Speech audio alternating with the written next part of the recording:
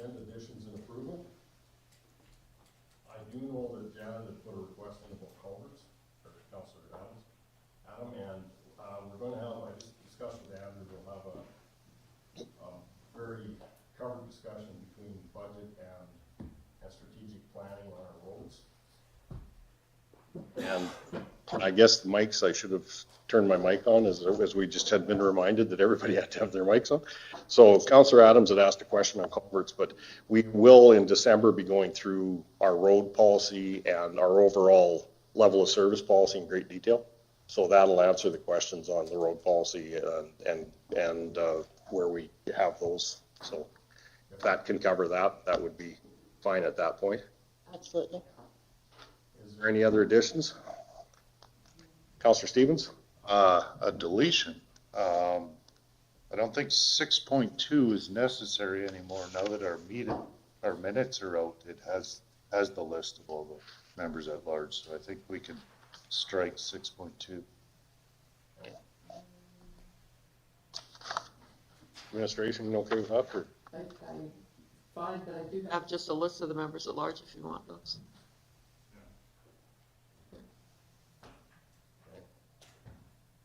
Somebody request them? Councillor Nyberg did. Okay. Councillor Nyberg and I discussed about revisiting one of the library member at larges, making an amendment on that, proposed amendment.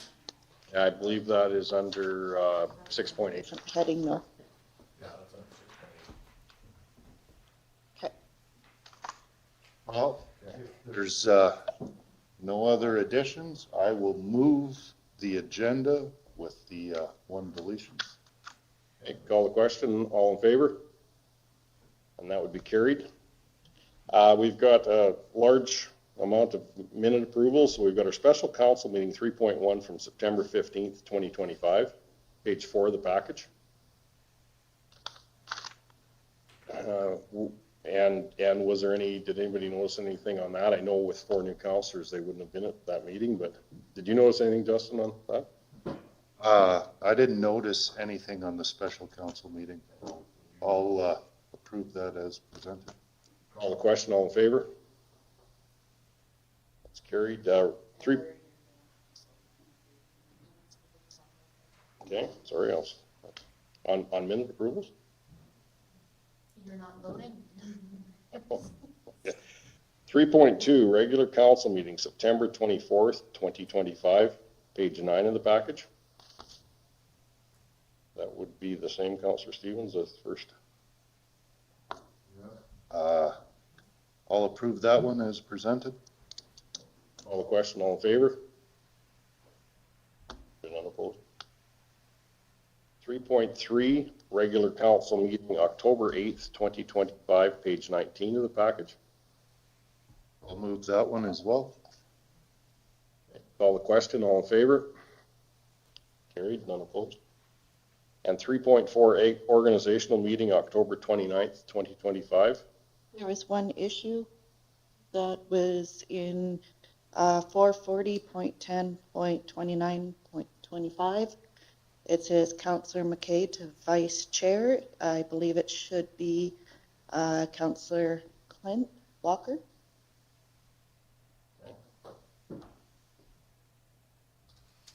Is that where it would be, Andrew? I'm actually seeing a few things. Oh, there you go. Okay. So it's 7.10.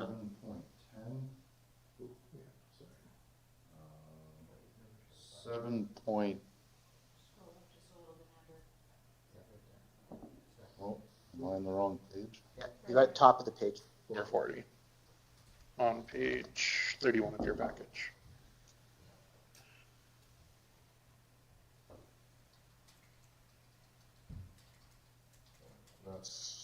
That was for Ag Services. Yes.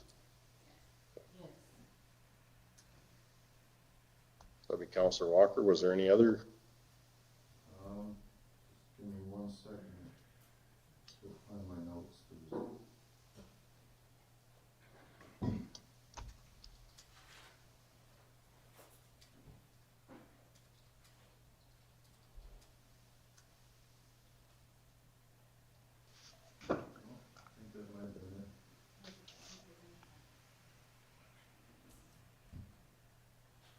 that amendment, I will move them. Call the question, all in favor? And that is carried. Hey, we have a delegation at 1 o'clock. I guess we should do introductions though too. We do have some different people at the back of the room, so. We'll start with you, Greg. Greg Jackson, Director of Operations. Michelle Hoover, Legislative Assistant. Larry Clark, Reeve. Alan Gano, Councillor. Leadhound Councillor, Big Valley.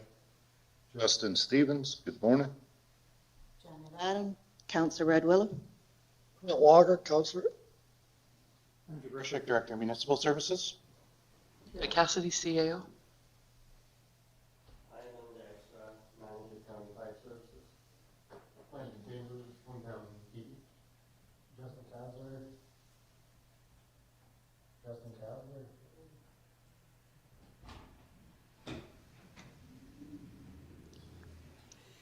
Justin Kasler, Manager of Engineering.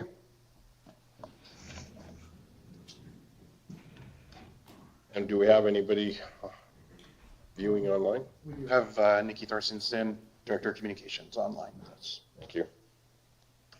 We have no public hearings today, and our delegation will be here at 1 o'clock. It's the Erskine Recreation Board. So, council's request for information, Councillor Nyberg said he would be calling in when he could, so the ones that affected him, we'll cover at that point. But, so that is 6.3. I know he brought 6.3 forward, and he wanted to talk about the library. 6.1, strategic. 6.1. 6.1 is strategic plan. Was Councillor Nyberg? This would. Yeah, Councillor Gano, so we can, 6.1, but it's just, we will be skipping a couple of those still. You want to talk about the ones you're postponing, so that would be 6.3 and 6.8? Yes. Okay, so 6.1, strategic plan, Councillor Gano. I guess I'll pick this up. Yeah, my interest is to understand when we'll have an opportunity to look at the plan and move through it together as a council and administration. Mr. Reeve, so we got back, and what we do with the strategic plan is usually we try to do it before the budget because the strategic plan drives our budget. But this year, because of new council members, lack of time, we thought we'd do a more thorough job later on this year, or January, February, we're hoping. I'll have Nikki speak to it because she usually leads the strategic plan. But with a fairly new council this year, we'd like to get a consultant in, and we usually do that once every 4 years. So that was one of the things we were looking for approval today. Nikki, did you have anything you want to add? Good morning. No, just the recommendation that we haven't had an outside body come in and do that with us for several years now. Is there any idea when that, when we may be booking that for? We would be looking for council's direction on whether you want to bring an external body in and then what time of year you'd like to review that thoroughly. Okay. So, Mr. Chairman, the process is, we can pass an interim budget if council's not satisfied or still working through the 2026 budget so that we can write checks January 1st. We then do pass a budget, and we also bring that budget back in April or May to set our mill rate, tax rate with. So we do have some time. We have auditors in, and we usually have our audits completed for 4 different entities the second week of February. So January might be a little tough for staff, but what do you think, Andrew? Probably right after that? Yeah, end of February would be, or mid to end of February would be preferable for staff. Councillor Gano? The cost to bring someone in, about, you want to? I'm going to ballpark it probably a minimum of 10,000. It could be higher. And when was the last time? I had heard a number of years, but 4 years ago. Could even have been more. Yeah, we might not have actually managed to get in an external for the last term. We didn't have that much turnover. We did not have an external for the last term. We're way overdue, and it's not that Nikki doesn't do a great job. She does. It's just that it gives us a different perspective. And I guess one thing that could be out, it is information on what our strat plan was. So even at one of our meetings, we could discuss what our overall strat plan was. And do we need to make that decision today, or can we make that decision in? I think when we start the budget deliberations, we could probably allocate some time at the beginning to go over the strat plan, because the strat plan does drive our budget, and we could just cover the one we've got in place right now, maybe where we're at with the strat plan, just so the new councillors are aware of what the priorities were. Councillor Stevens? Can staff upload the previous strat plan onto our iPads, and then each councillor could have a review and then prior to the meeting? And then we have a baseline for starting. I couldn't upload anything, but Andrew. I didn't mention names. And Andrew, you will put that out to council? Yep. For review, and then for further discussion on whether we third party somebody in or we try to do it internal. The third party, it is a different set of eyes. It holds you back to the base on your strategic plan. And once we set our first one, then typically it was tweaks after that. So that is part of it, and that was part of what we used that first one for. I think you'd be looking at a 2-day process. Oh, easy, at least 2 days. If you're starting right from scratch, but I mean, if people look at it and the strat plan that we have, if it's looking through and then for somebody to advise on the categories, et cetera, that have been carried forward year over year. You can work through ARMA and get a list of consultants like that Red Deer County's used, or Lacombe County, Starland County, Wheatland, or we could also tender it out, get a request for a proposal. That for that meeting, then also too, we would have a really good idea and roughly days too of that. Okay, we can talk to ARMA next week and get a list of advisors. Any other questions? Well, thank you. That covers what I wanted on this item. So can I get is that an accept for information, Andrew? Yes. Accept for information.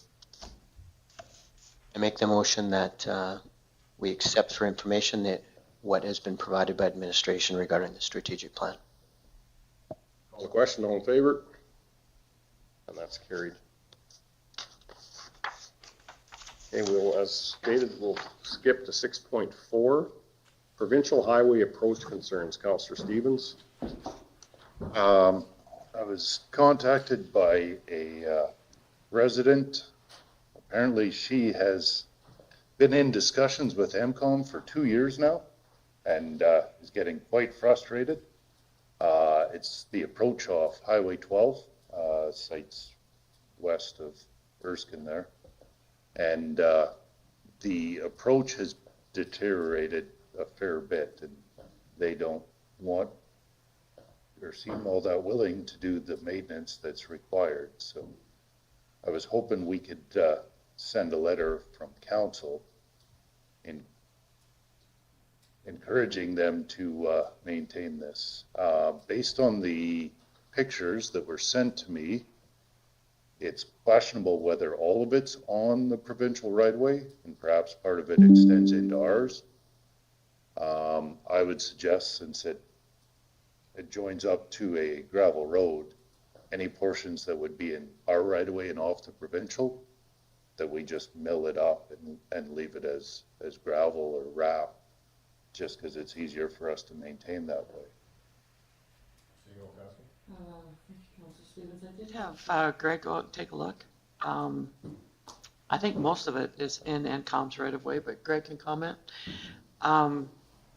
Because I'd be nervous about milling up anything that didn't belong to us. And I'm not 100% sure that we can still mill anything, but Greg can comment on that. Sometimes it's tough to get NCOM to move. but Greg's had some pretty good luck. Better luck than other people have. Do you want to comment? Yes. So, yeah, went to location, and, basically took the information that I was able to glean from our mapping software and laid it out at the location on site.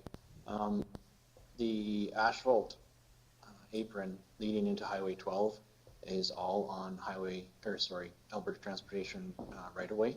There is an extended width there for, they call it like a highway development zone. So it is wider on the north side of Highway 12 at that location. From that apron north is where the county right of way starts. So the pavement is solely on Alberta Transportation right of way. We could reach out with council's direction, and I can see what I can make happen with Alberta Transportation and MCON.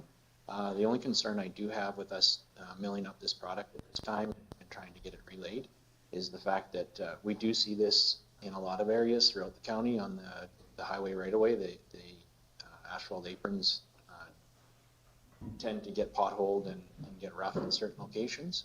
I'm just a little leery of setting a precedence with MCON that we're willing to go out and mill and relay some of their locations. And I was only willing to mill it if it was on our right of way and not on theirs. Could write a letter to Stu, who's taken over for Mike right now, and see if we can get some direction through the provincial liaisons, because they're a little bit better at getting NCOM to do some work. I know we approached them about the bridge just south of Erskine because it had given away, and they did fix that, and they did fix another pothole on 835 that was driving everybody a little bit crazy because they had paved and then left this big pothole in the middle of the highway. So we can try that if that would work for you. I'll move that we instruct administration to contact MCOM about getting this repaired, and if needed, to send a letter higher up the provincial chain to Alberta Transportation. Call the question, all in favor? And that is carried. Back to administration, we've talked about NCOM approaches.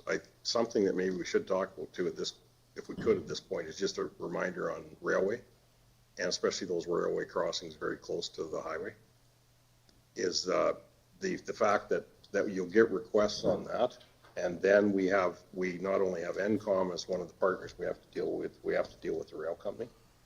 And at one point, we finally just said that we would send Public Works out to one crossing to fix it, and we had rail people pull in.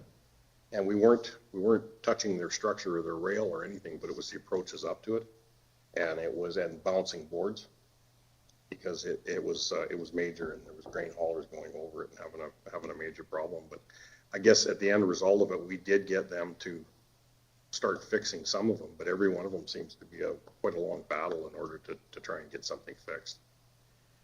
I think, Greg, we fixed most of them. Yeah. Did we fix a piece in between with agreement with the railway then? yeah, lots of times we have been able to, Mr. Reeve, make an agreement up and take care of that, or one way or the other we did it. The one was on a paved road going on 855 going south, and The ones that I can remember is the Liberal Road going to the north off of Highway 12.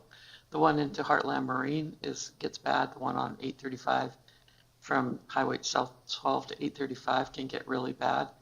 And I think we had one kind of farther east, which would turn into Maverick Vet Clinic and the Hutterick Colony. I think we fixed that one too. in the past we did have, I can't remember the number of the highway, but the Red Willow pavement or gravel going north, there was that issue too. So when you're dealing with CP, they, it usually takes them 2 years before they get around to it. But they do, we have had pretty good luck by following the contacts that Nikki had made. We'd had a bunch of rails that were filed in Nevis, which we have to work through the process and through the bureaucracy in order to get that stuff hauled out. But it was very much a fire concern plus a water concern with all creosote rails that were sitting there. There was thousands of them. So it's just a point when those come up. If it's got rail involved or coming onto a highway, it always adds a different level to when we get something done.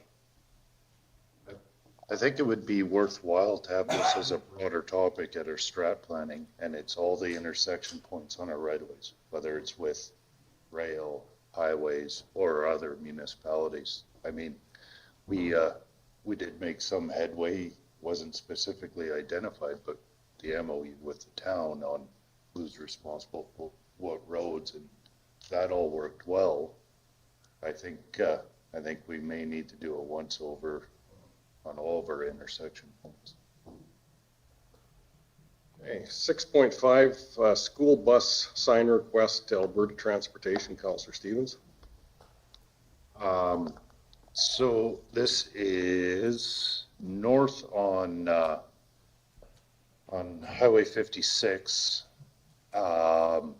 Resident requested school bus turning signs. Our staff processed it through the ratepayer request, reached out to MCOM. MCOM pushed back and said that they didn't want to do it without council directing this request, not from an individual resident, which seemed to be confusing, but if that's what it takes to get it moving, I'm fine with making that motion.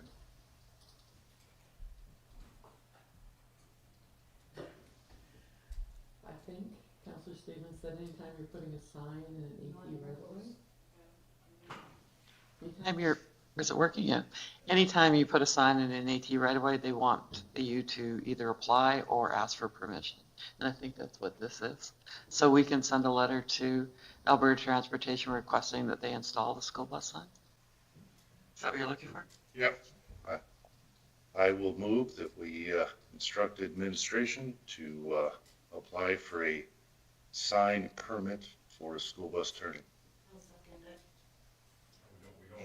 We don't need seconded. Okay, I'm seconding it. I'm proud. All the question then, all in favor? That is carried. 6.6, dust control policies and fees, page 38 of our package, Councillor Gano. Thank you. Through my campaigning, I heard about dust control quite a bit. And so I had made an inquiry with the administration to understand the policy somewhat. I'm not sure this is the venue. I'm not sure which venue we should have. I have a number of kind of questions, ideas, and so on that I'd like to work with someone around that policy is what my inquiry is about.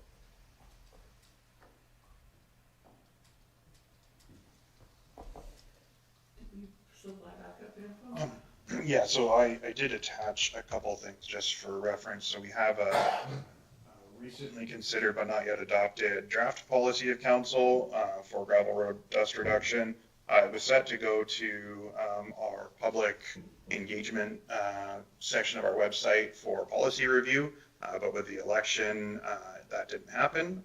And with it coming up right away, we would look for direction whether we want to put that up or rework this first. So there is a draft one in there that you can see that it's not adopted.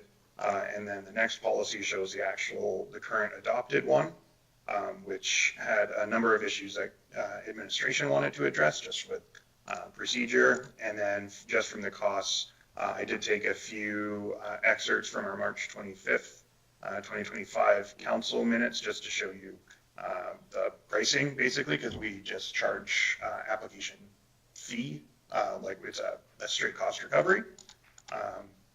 And then for process, typically we would get direction from council on any council directed changes to policy necessary, and that would be in the context of a council meeting, either in public or for draft resolutions, draft policies, draft bylaws. You do have the right to go on camera, basically any of the legal instruments by which you operate, because drafts are within sort of a protected disclosure with the commissioner saying that, you know, you guys have to be afforded the opportunity to basically have bad ideas and not be afraid to put it on the table so that it can be thoroughly discussed. So that is typically how we would address most policies. It would bring them to draft. So if coming from this council request for information, if there's any direction, we could take that. Otherwise, we could just put it on a future council meeting for in-camera discussion and potential sort of a more workshop feel there. Yeah, I don't have I'd rather it not be in camera. That's not really what I'm looking for. It's just simply, not simply, that I've got some ideas or questions more so, like, why do we have 3 products? And is it user fee? And I can garner some of that from the policy, but those are some of the things I'd like to work through with someone and just better understand. How we compare to other municipalities, the process as it relates to preparing the surface prior to a new installation. Those are some of the questions that I have. So I'm just not sure how to get to that. Which part of it comes back to the people you want to discuss it with, or the people around this table, because we have a policy on what we supply for products. A few years ago, we pulled calcium off the list because we weren't getting what seemed to be good service out of calcium, and then we came to this, what's the new product we call it, the mixture 30.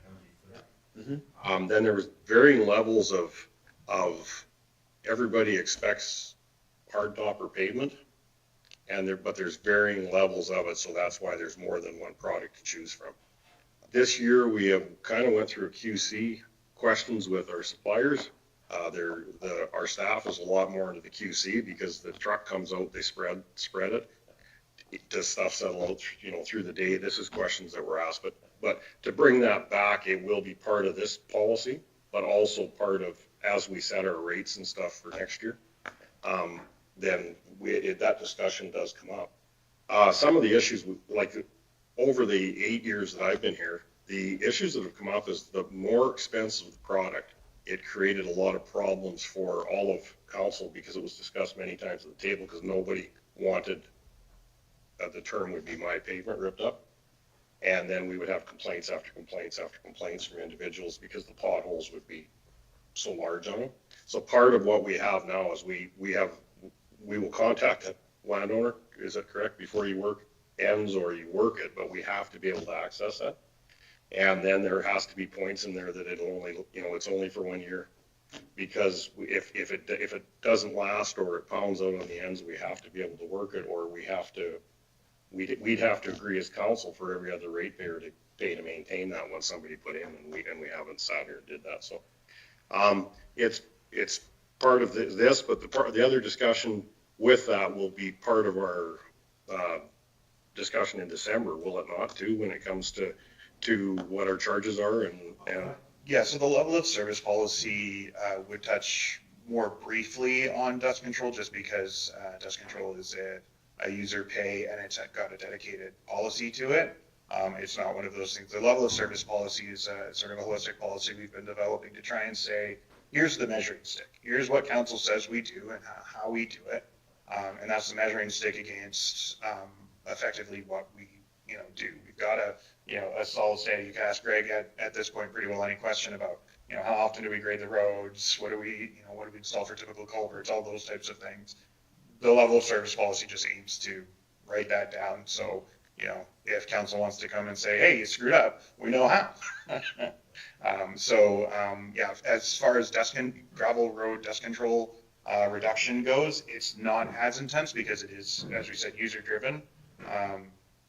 But this policy could come forward as part of that discussion, or this policy could come forward as perhaps part of a more generalized public works workshop type thing.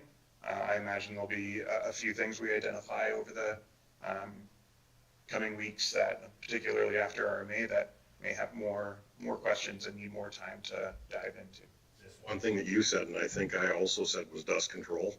It's dust reduction or dust abatement, because you do not ever throughout the seasons that we have here, you never get complete dust control. So, and that. I know that Councillor Gano did send a copy of a dust control policy from Athabasca County, I think it was. And I haven't had the time to reach out to Athabasca and find out basically why they are so cheap. But there's a combination of why. It could be how close the facility is that they get it from, what their priorities are in their budget. I think they have a very strong oil and gas contingency up there who pays for a lot of stuff. I can tell you that we do pay for the prep. We don't charge the ratepayer for the prep. So if the road needs gravelled or graded prior to dust control, we do that. And then we apply the product and we're looking to recover costs. But I think it's something that we could either do a workshop pre-budget if we can find the time, or it would be coming forward in budget discussions because I know it is a big item on Public Works budget. As well. And with that, what we've been looking at is twofold. We're looking for the best value for investment by the ratepayer, and also allowing then operations to be able to maintain that road structure as we need to be able to in a safe fashion, so that the rest of the traffic that's utilizing that road isn't feeling as though that it's being left unmaintained and to disintegrate. So that's somewhat why we have narrowed down the scope of what products we're using. And then in that same regard, going forward, budget-wise, we will be going out for tender on our products and bringing that to council. Overall, we don't see that industry-wise that there should be any increases in the cost this year for that going forward. And we have had multiple discussions with other municipalities that are also looking at, our program and the products we're using. A lot of people have walked away from the straight calcium brine, and they're quite interested in seeing the results that we're getting and the application ways that we're improving our application with the MG30. Like Reeve Clark said, there is a lot of QC that we went into this year and reviewed with the products, and we have found ways that we feel as though we can apply the MG30 more effectively, both utilizing our milling machine and the aggregate that's there and the application process. And what we're seeing now is we're getting results with that MG30 product that are, exceeding what the oil product is doing for dust reduction. So. Thank you. So having a workshop, and we aren't too worried about dust today. If I can have an opportunity at a workshop in the coming months, in Q1, that's fine. That would satisfy my interest right now.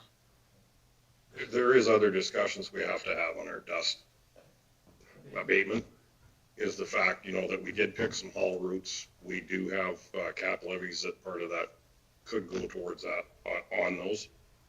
And how do you do your haul routes, and how do we do our high traffic routes?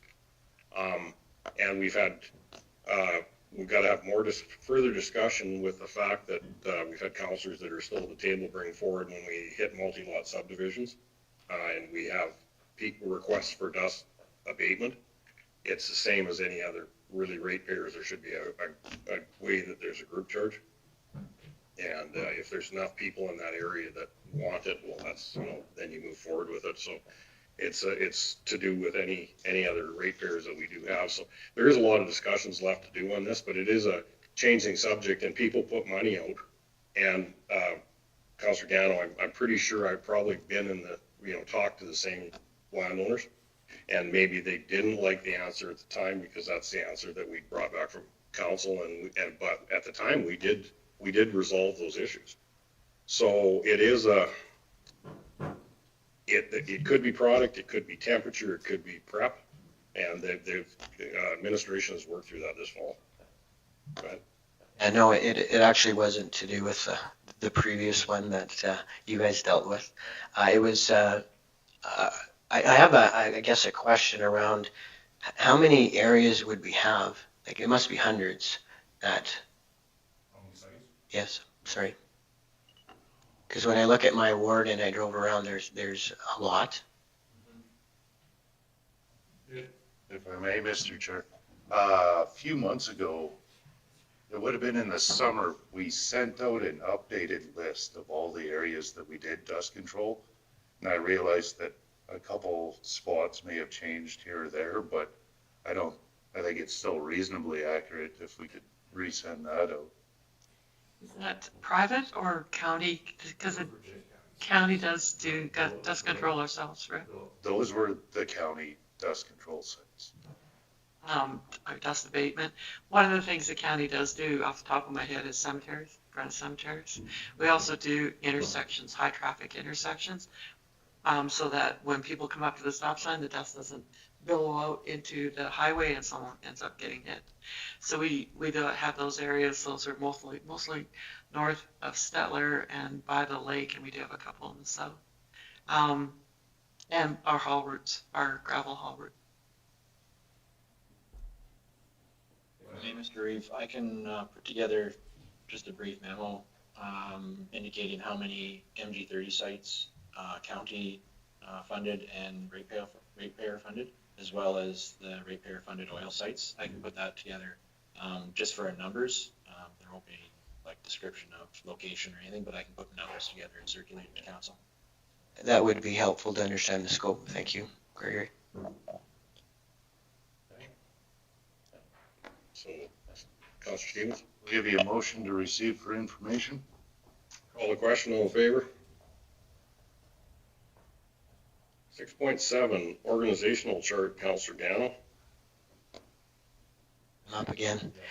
I had made a request. I have an interest, and again, if it's not something that you've offered council in the past, just to understand the organization and who sits in what seats. I haven't been here very long, as you know, and I just like to understand those people and greet them, as well as at social events and the like that county held that I know who I'm looking at.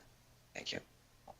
Yeah, basically, wondering if all council was looking at that. I know that we do bring it up budget time or strategic plan time.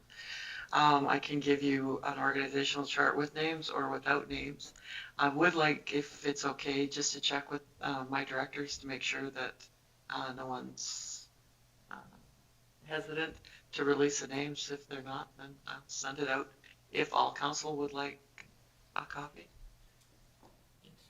Typically, though, it is with as far as the org chart goes, if we're at functions or anything, you do go around and meet the people. Like one of the biggest functions where we see most of the staff would be the Christmas luncheon, where you meet them. There might be some barbecues through the summer or something where you run into them, or a safety day.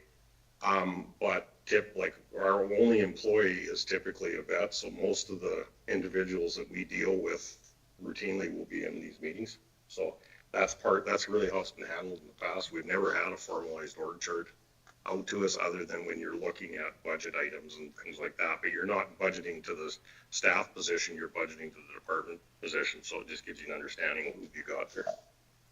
I have been provided, I'll call it an organizational chart without the names.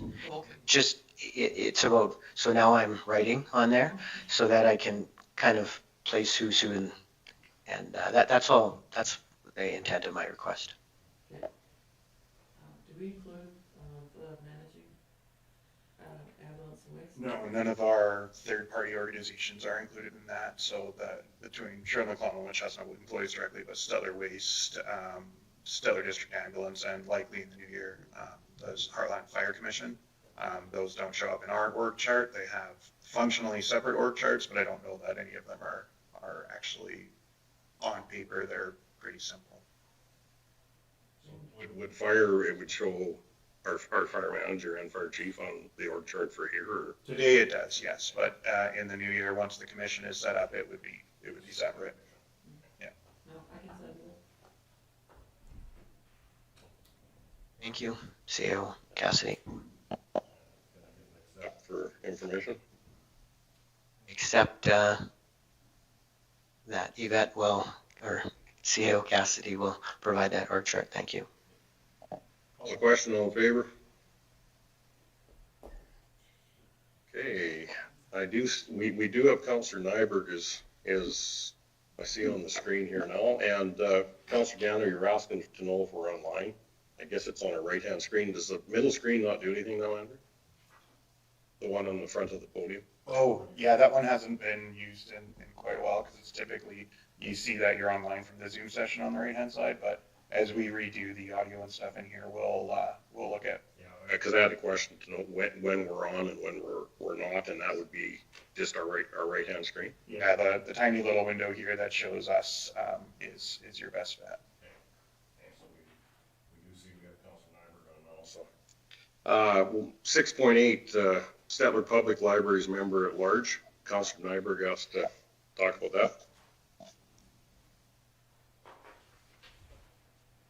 Can you hear me, Mr. Chair? Yes. Ken? Just if we could, I apologize for my absence, but I thank you for your indulging me in this. We can clear up a couple of the other items if you wanted to go back to 6.2 in the agenda. I'm not sure if you dealt with that yet or not. We haven't, but we'll go 6.9 and then we'll jump back to 6.2. Okay. Then the 6 point. Or 6.8, I should say. Okay, 6.8. So as everybody knows, we had appointed to the public library members at large. Unfortunately, it didn't go quite as well as we would like. It basically set that organization completely on end.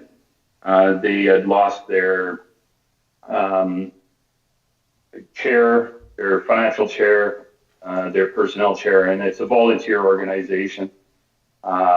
In speaking with them, I think it's a possibility that we can reappoint a member from the previous board to help them get through to, on a 2-year basis even, go forward and solve that issue a little bit and help them get through this next year. I know they have a budget they haven't presented yet, in which I'm not sure if anybody either from the town or the county has had an opportunity to be part of it. So my goal here is to leave them with some sort of attrition, somebody that has some knowledge from the previous meetings.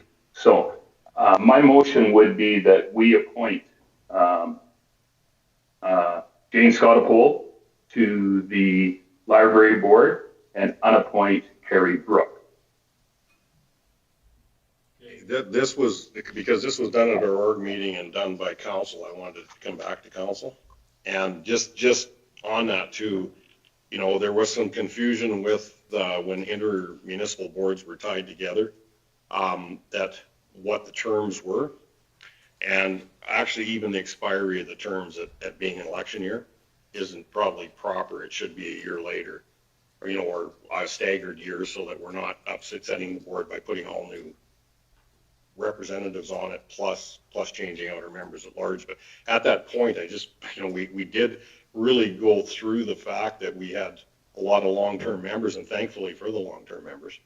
But on the same piece, we had other volunteers stick their hands up, and how do these boards work? So this maybe gives us a point or two that we have to look closer at some of these boards and the terms on these boards, and when they also expire, just so that you do have that continuation of support throughout election years. And I absolutely agree with you, Reeve Clark. I think that's important. This is a volunteer board. I don't think we need to make life difficult for them by any means. And I think this will ease some of their transition pains. And I think it's important that our member that we appointed from council goes back with our desires to see that change of how we make that motion or that policy change on the library's functionality. So I agree with you 100% on that. Mr. Stevens? And just the one thing, it's nobody's fault here. This is just an oversight on council. That's all that is. First is a question. If you're talking about removing someone, have you had an opportunity to speak to that member at large? I have, absolutely. That is would be my second motion in that I would ask that we appoint that individual to the Ag Service Board. I know we're looking to do that, and it would be something we would be able to basically move him over. And he is okay with that. Comes with a very strong ag background, and he understands the situation we're dealing with. And then my comment is, some of what we ran into is cumulative with members at large as well as the town councillor and town councillor, which we were unaware of what each other were doing. So it becomes kind of a cumulative nature on that particular board. And hindsight being 2020, both the town and county had very dedicated and enthusiastic councillors that were on there for a very extended period. And I guess we got somewhat complacent because we knew that Les and Gord both took their roles very seriously, and we did not have to worry about this board because we knew we were covered. But in their absence, we have somewhat of an information void that we're catching up on. And that's how we got to this place in the first place. Had Les been here, he would have explained that when they became intermunicipal, it reset the 3-year term. That was something that he was well aware of, but we did not have that information. And I think we need to be cognizant when we leave the same councillor on the committee for a decade straight, that at some point we need to have some, internally, we need to have some continuity planning, and leaving one person on a board, no matter how enthusiastic they are, that we may be setting ourselves up in the future. Okay. That reset, when we became an intermunicipal board, we looked through legislation, we looked for regulations, and found nothing. So if it is something that our library manager or our board member is aware of, then could we please have that information? I can make that request. Yeah. I would just expand that I did the research behind it as well. And while the municipal library board and intermunicipal library board sections of the act are independent from one another, the language isn't decisive enough to necessarily make that interpretation that there is a reset on terms, based on the purposive approach to legislative interpretation that Canada follows. We have the purposive means that you basically take the point of the whole purpose of the act, where you need to resolve any ambiguity in language. And in this case, I would say there certainly is some, because of the way that the Library Act refers to the terms versus the actual board that you're being appointed to. So I would suggest that a motion to reappoint should hopefully still have a 2/3 majority of the whole of council voting in favor of it, as that does negate any legislative hiccup, because that's the only requirement. I will note, and normally I wouldn't be so worried about it, but we did see an instance quite recently, actually with our own library board, where the town did something as simple as not noting the term of their member-at-large appointees to say whether it was a 1-year or a 3-year term or whatever, and the Municipal Affairs Library branch actually withheld funding as a result. So I am, I do want to make sure we're well on the right side of the legislation, and I would caution against assuming that there's a reset, because the purpose of the legislature was clear, that they were raising the bar for long-term returning members at large, or members, not just members at large, members in general. The council appointee is similarly subject to that same 2/3 majority for the after the third term. That was similar to the Parkland, where we had to put a letter in for Council Stolberg to continue past his third term. Yeah, it's similar, but not based on the Libraries Act. I believe that's their own bylaws, or possibly separate sections of the Libraries Act entirely, because a library system is much more far and away from the library boards themselves, but it's the same. You can see that the library systems have reflected the same intent of the legislature, where it's an extraordinary requirement for long-serving members. Councilor Nyberg had his hand up too, so. I'll make the, like, you'll indulge. I think this makes some sense. It kind of threads the needle where 2 consistent members at large stay on, 2 new ones. The idea, you want some experience there, as well as we had a long list of volunteers that were trying to get on these boards. And the last thing I want to do is brush off willing volunteers for extended period of time to the point where we don't have volunteers willing to put their names forward. So I think this kind of threads the needle and finds that compromise. Councilor Nyberg? Thank you, and I agree. And in my motion, I would appoint Jane for a 2-year term. That would give us the time to settle this out. This has been one of those ones where it seems like there's a lot of information that hasn't been verified by either side. Like I said, there's nobody's fault in this one. I think it just gives us the time to help this organization move forward and get the information back so we can make a plan go forward.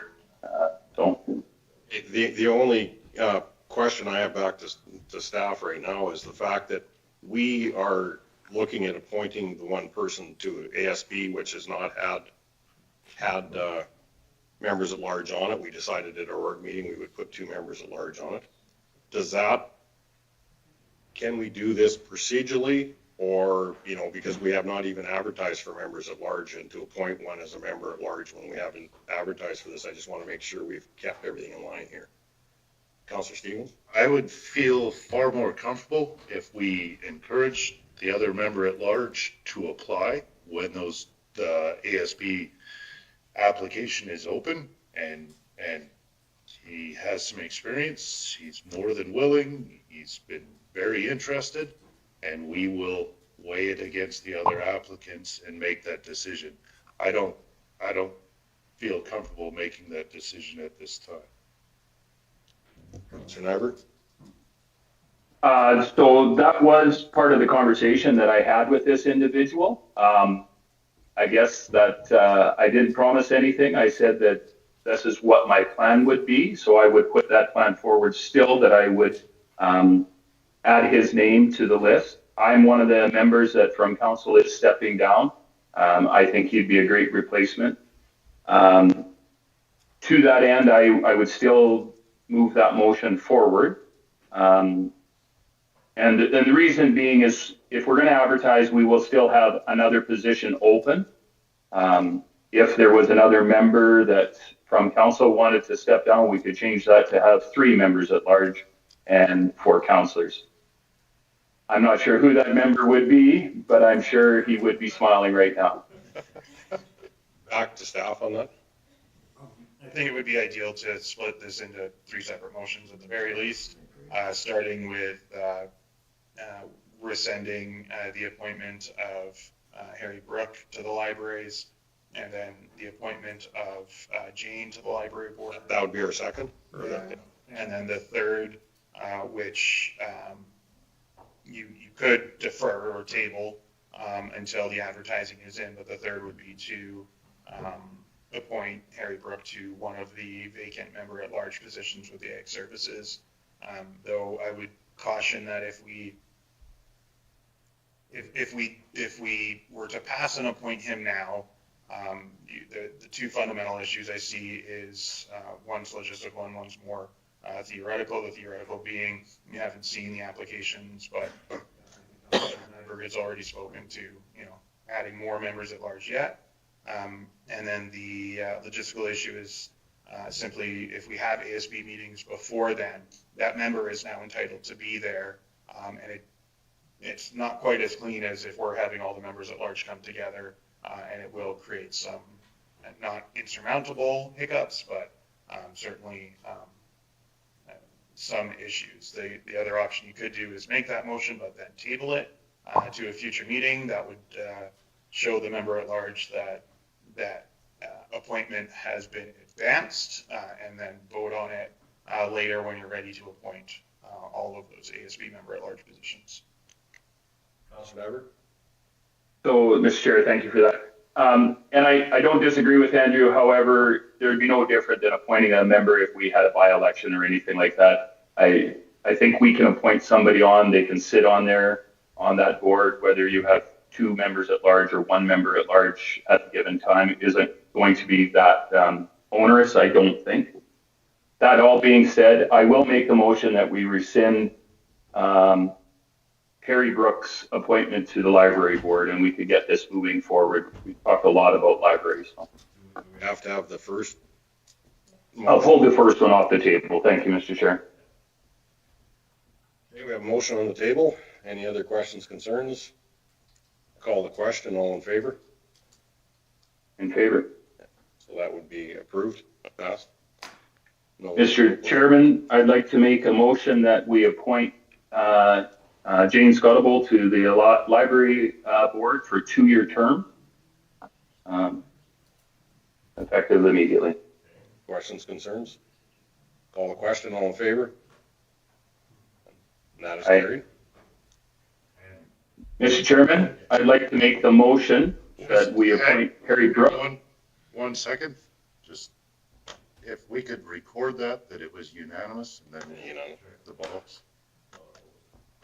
All our votes are recorded. Votes. Yeah, this one just has a slightly different legislative requirement. Okay, you're on the e-scribe, sorry. For some reason, I'm not seeing the e-scribe votes. So.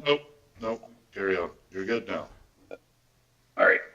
I'd like to make the appointment of Harry Brook to the Ag Service Board appointment.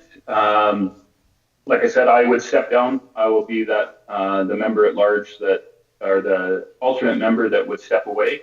So whoever, that doesn't affect any of the other councillors. This, again, like I said, as far as how it works, doesn't make any difference going forward. We're still going to advertise for 1 position, possibly 2, if we decide that we get a ton of gorgeous applications and we want to appoint another person, we could do that. But I think it's the right thing to do is we have a volunteer that has stepped up and helped us out with something. So I'll make the motion that we appoint Harry Brook to the Ag Service Board member for a 1-year term. Mr. Stevens? Which will could be looked at in our next organizational meeting. So just Robert's rule of order is now the appropriate time to put a tabling motion forward. If yes, a tabling motion would be in order. And of course, the tabling motion has no debate. So once the tabling motion is made, it can move straight to vote. I don't necessarily agree that that should be how a tabling motion is handled, but that is Robert's rules still. Before you make that motion, I'd like to know what your thought pattern is. I strongly encourage that member at large to apply. I don't feel comfortable picking members at large without knowing what all of our options are.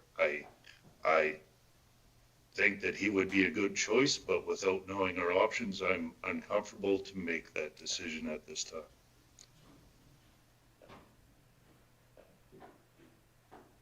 You had your answer, Councillor Nyberg, on that?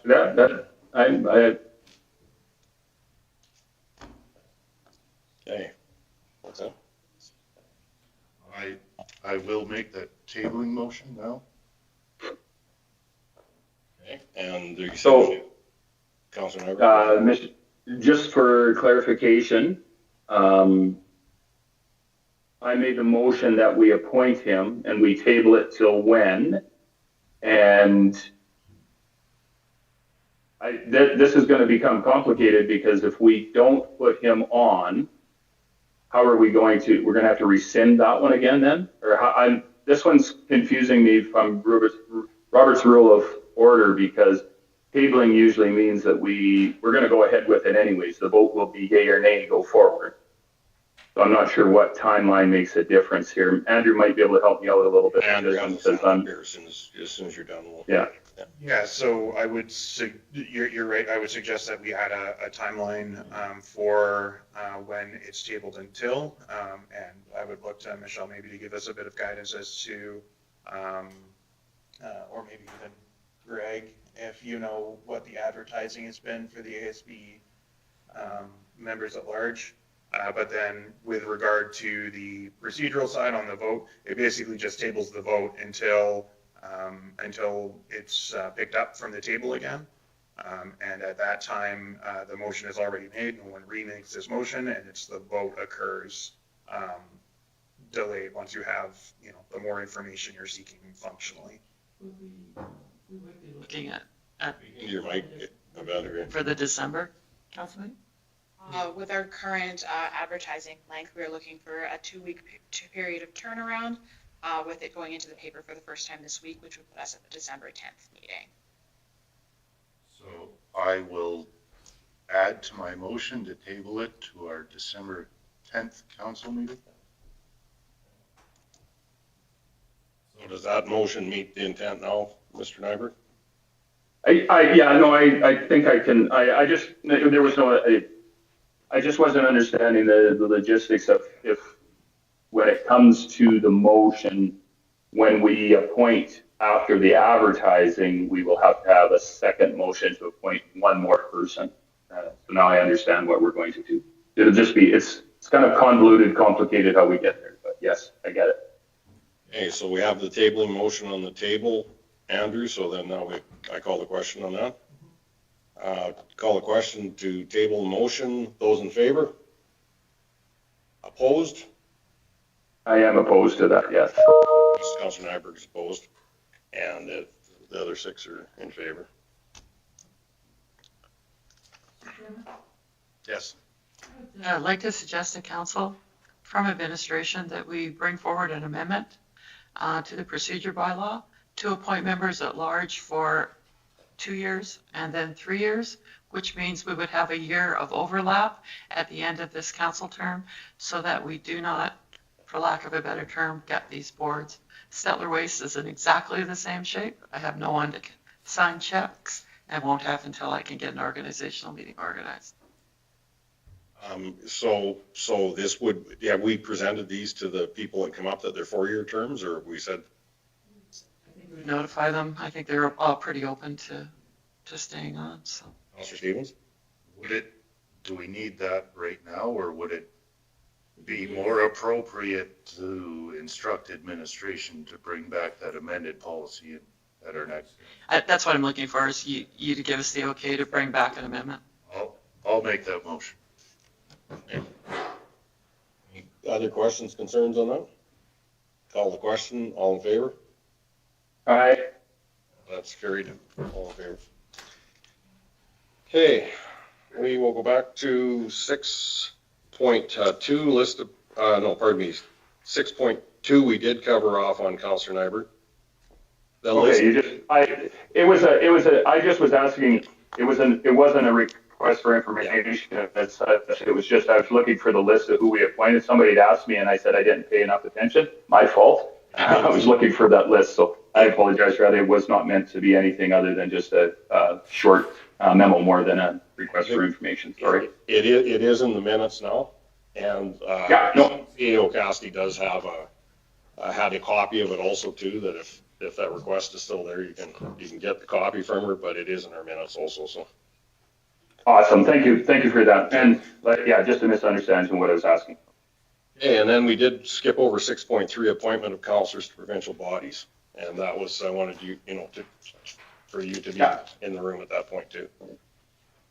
Yeah, so I brought this forward and just, I know, Reed Clark, that you were running for District 2 rep, and I think that's a great idea. Typically, what we've done in the past is we have, anytime we get onto a provincial board, it's not asking for permission from your council, but it is asking to have an endorsement. And I think it bodes well for your chances of election to have a strong endorsement go forward.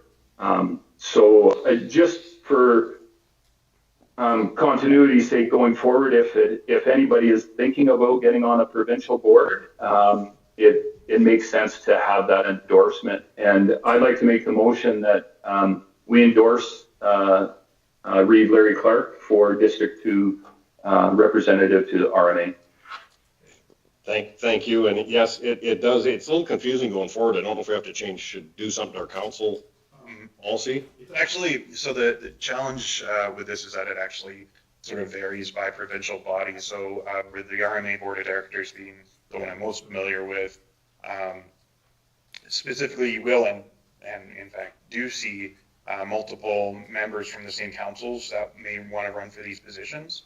And for example, the Board of Directors for RMA, they have no requirement for council endorsement.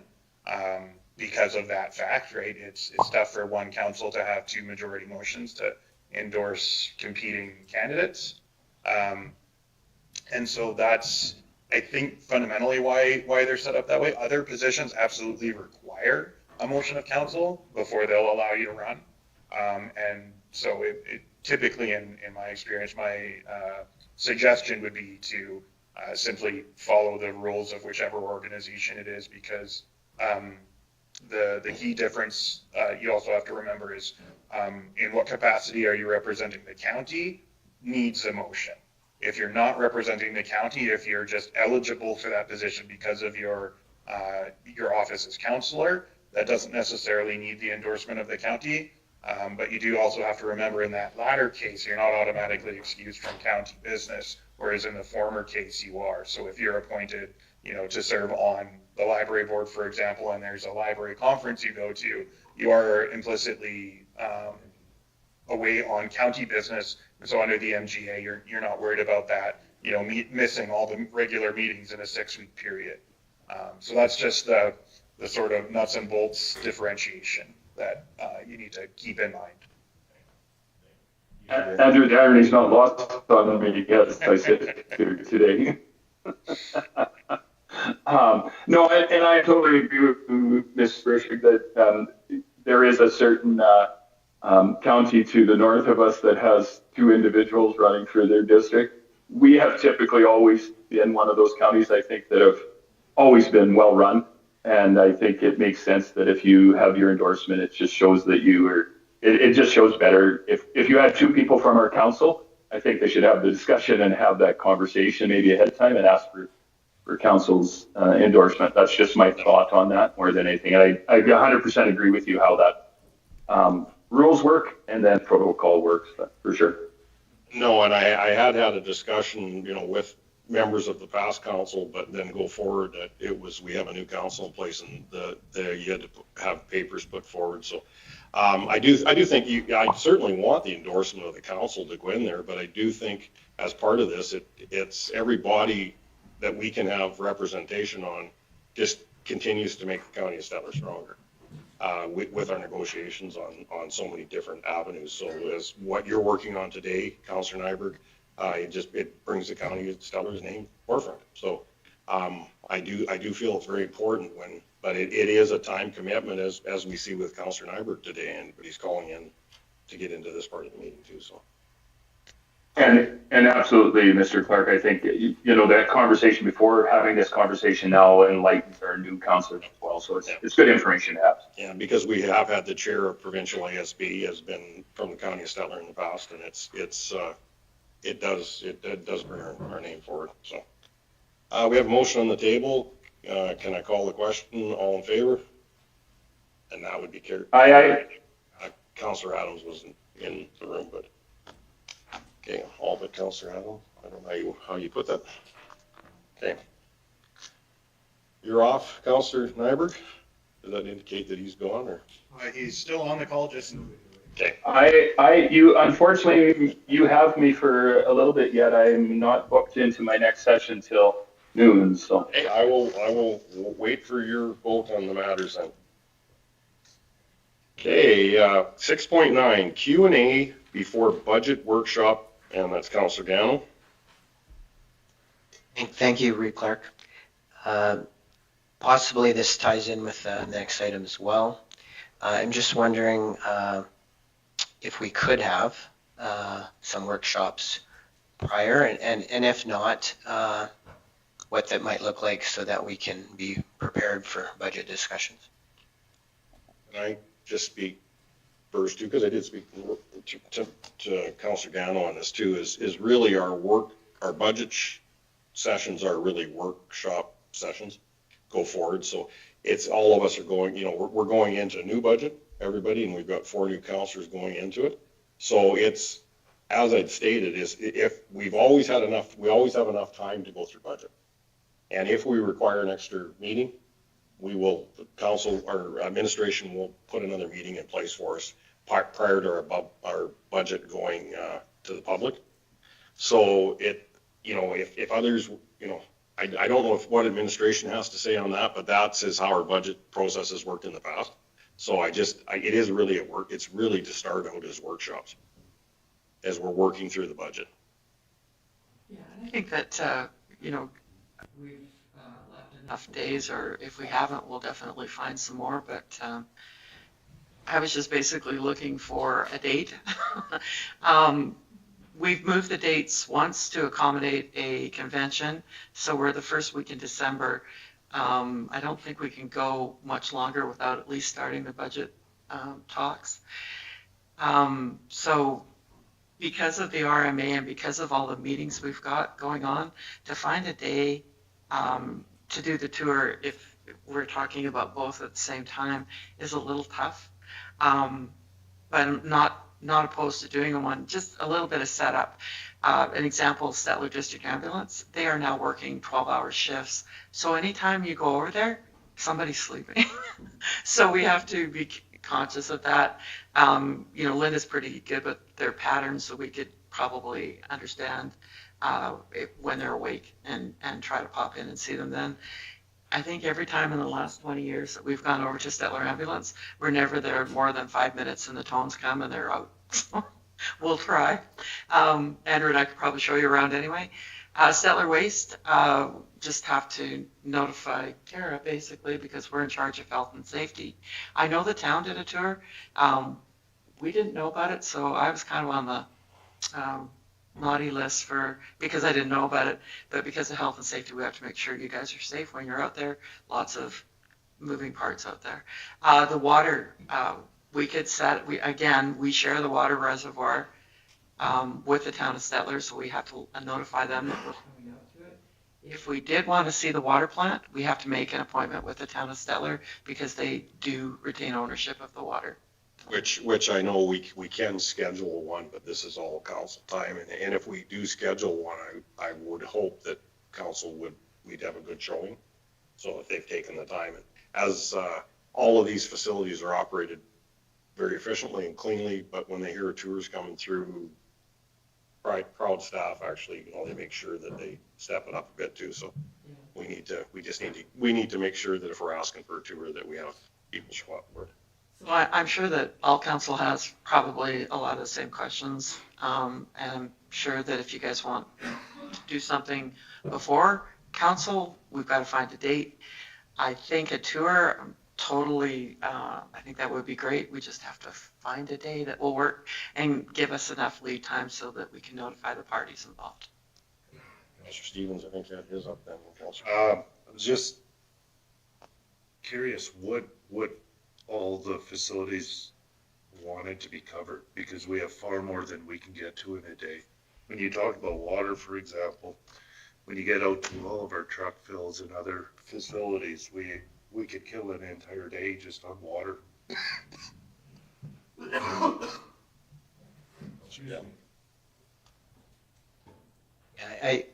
If we go back to budget workshops, I think what CEO Cassidy has explained, that I'll have an opportunity at the workshops to ask questions. Regarding tours, I can wait. If we could arrange talk about it around this table for Q1, that would satisfy my interests. And some may fit closer into Q2 or Q3 based on weather and things. Michelle?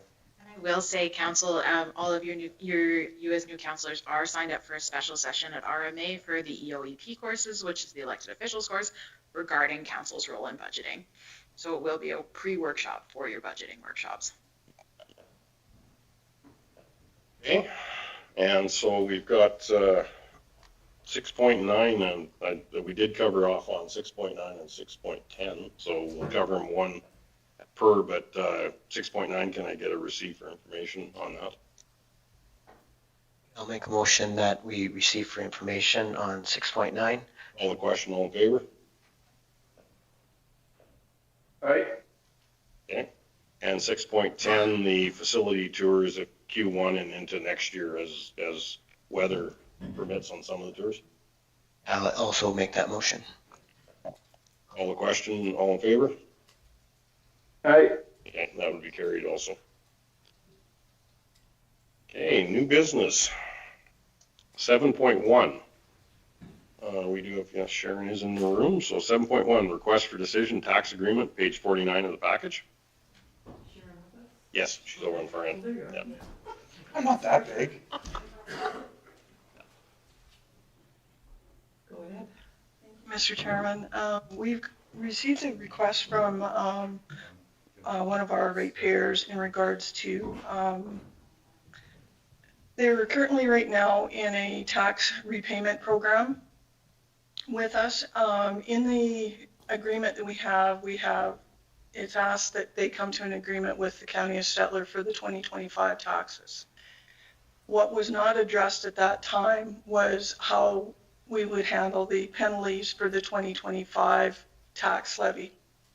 They have requested us to look at the penalties and if council would consider the relief of the November penalty and the penalties that would come forward after entering into an agreement. They have currently right now, they have made payments on the 2025. They will make a smaller payment of $5,000 up till after December, and then a minimum of $25,000 thereafter.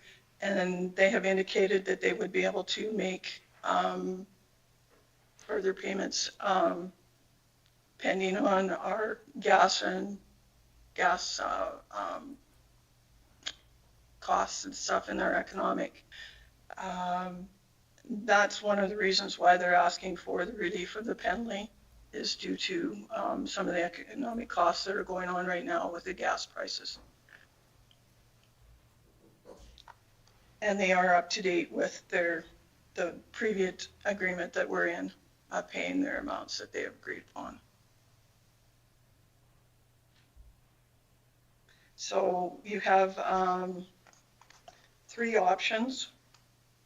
Basically, the first one is to, the customer would pay 50% of the penalty of the November and February penalty, and then penalties going forward as long as the agreement's in place.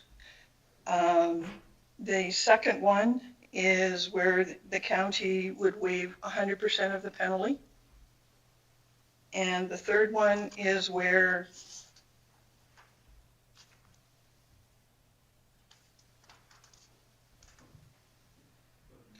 the customer would pay 100% of the penalty. They have been in an agreement before. In 2021, they were in an agreement. They purchased some well sites out of a receivership. And so they have been very good about making their payments upon their agreements and finishing their agreements. So council has the option to cancel, reduce taxes, cancel, refund, defer the collection of the taxes through the MGA 347.1. So this is the actual second agreement that they've had, and they're asking for a third agreement now. They had one in 2021. 2023 was completed. They were up to their arrears. In June or July, I brought one forward to you, and we entered into an agreement for basically the 2024 taxes and arrears that were in place. Now they need one for 2025, right? And now they're asking for 2025 if council would consider waiving the penalty or waiving a portion of the penalty going forward for them to complete their payments of their taxes. Okay. Yeah, Mr. Chairman, I think This is because of the AER cracking down, which is nice to see. The other thing is, just for the benefit of the new counselors, we have gone forward with several of these agreements based on any money we get is better than no money we get, but we have waived half the penalty if they pay the agreement on time and live up to their obligations. Half the penalty allows us to recover our costs, which is Sharon's time, and putting on the penalty, taking it off, and then the other half gives them a bit of incentive to make those payments. Also, to remind you that none of the penalty gets canceled till they make their final payment. Councillor Nyberg has his hand up.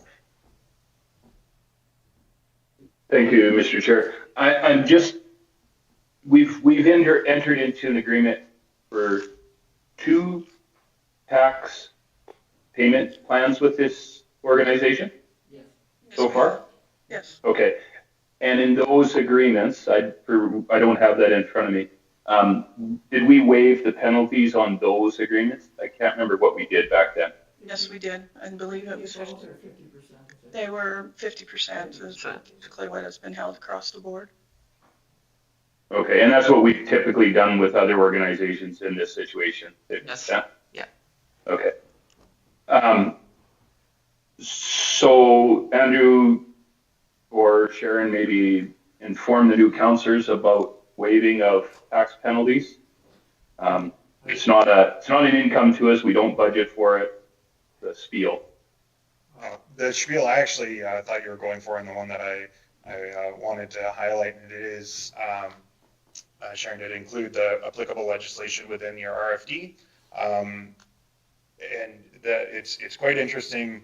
The wording there is, if council considers it equitable to do so, you can generally, or with respect to a particular property, cancel or reduce taxes or arrears or those 3 things. But the thing to focus on there is that equitable. So you're not quite to the degree of setting precedent like a court would, but you do have to consider that under similar circumstances, if you would do this for one company, you should do it for another. And the councils to this point have established a decent pattern of oil and gas companies that are trying to make payments work, have often had 50% tax cancellation. However, this one does stand apart in that it's a third request. And so that's where you do have some room in the equitability type consideration, but it's something that you'll hear from us every time one of these comes up. We talk about it must be done equitably, and that is fairly well entrenched in the MGA.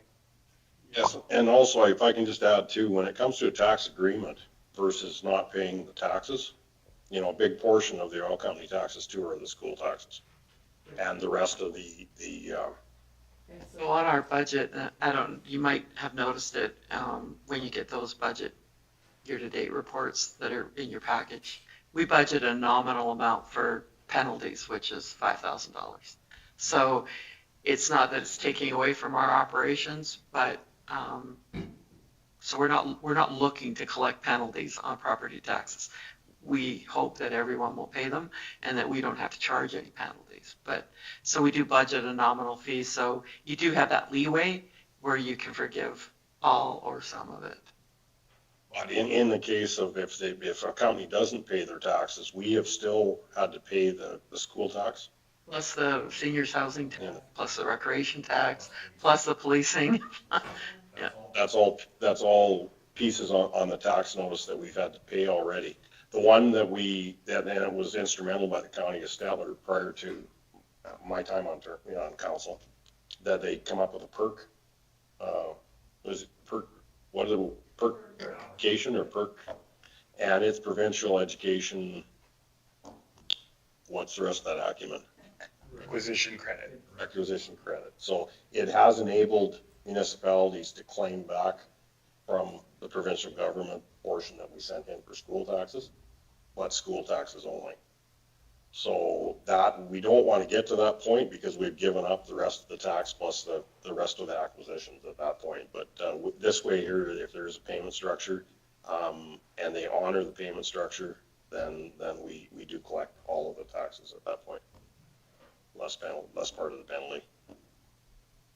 Sharon, you had your hand up? I was just gonna mention to the new counselors, the government or the AER has set a 20,000 base, and it's not just 20,000 outstanding in our county, it's 20,000 outstanding throughout the province. So if a company has more than 20,000 outstanding in taxes, they basically put a freeze on some of their options that they can do with the oil, with their oil transactions through AER. Being that as soon as 2026 comes, this company would be looking at probably that problem, I guess you would say, because they would be over that 20,000 threshold. That's part of why you may be asking for it. And at 4 o'clock today, I have to have this wrapped by 4 because I have to have a preliminary meeting for mature asset strategy with a group that has worked that with the government advisor. And we have a meeting with the premier tomorrow. So part of where our push was to push the AER to stand up more to this. So it is great that they are holding people close to the fire on this when it comes to taxes. Because we fought for years that licenses were transferred, things were done, and there was no account for taxes or for landowner payments. So it is bringing that into the picture. Councillor Nyberg? So, Mr. Chairman, I will make the motion that the County of Stettler enter into a written agreement, or tax agreement with customer 228001 and BOR 013. Subject to the following allowances and conditions. Now, Sharon, just help me out. The option number 1 is what we have done in the past. Correct. Okay, then I will make it that option number 1. Any questions, concerns before we call the question? I'll call the question then. All in favor? Aye. Opposed? Are you in favor? Councillor Walker, are you opposed? Yeah. I'm thinking, is this the same company? Why is this having worked in the patch before, companies from out of the country get a lot of breaks because they don't pay. Is this one of those? No, he's a smaller, kind of more local type of operator oil company. They've worked around these we've set up these agreements in the past, which we are collecting on these agreements versus some that you may be mentioning just cut. Okay, I get it. How was your vote then? Yeah. And that was carried with less Councillor Stevens.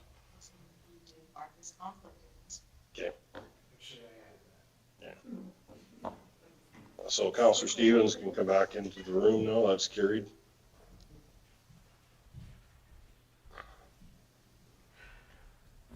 .2 request for decision.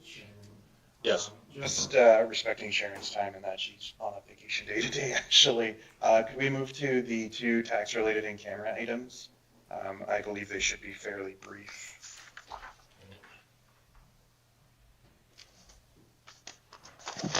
So I need them. Okay. Give you a motion to move into camera. Call the question. All in favor? And that's carried. Who got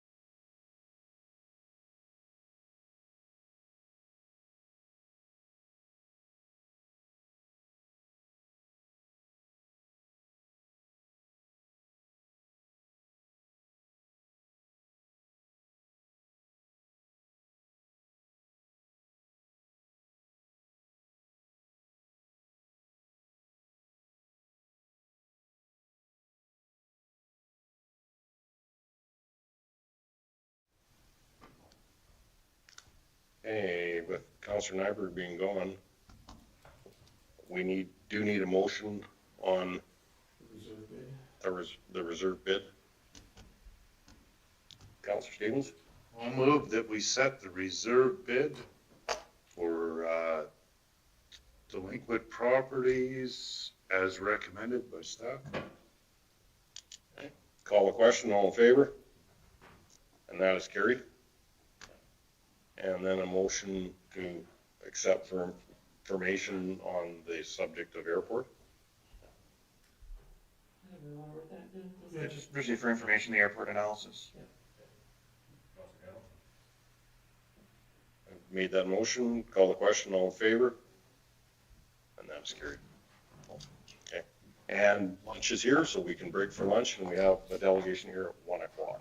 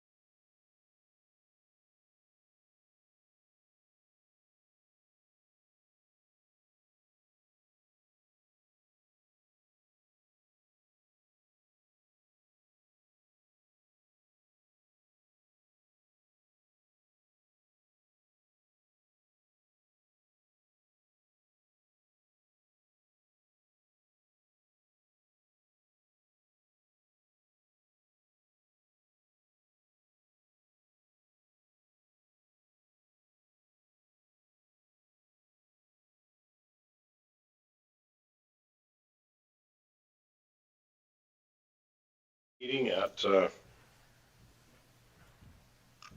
1:04. And our delegation, 5.1 Erskine Recreation Board at for re-concrete project.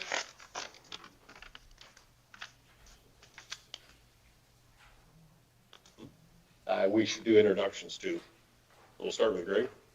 Greg Jackson, Director of Operations. Michelle Hoover, Legislative Assistant. Larry Clark, Reeve. Alan Gano, Councillor. Reed Hunter, Ward 2. Justin Stevens, good afternoon. Janet Adam, Red Willow.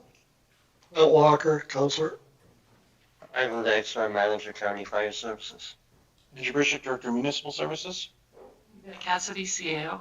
Lorraine, Manager of Recreation and Insurance. Craig Deal, Director of We have a mic for back here to introduce our guests.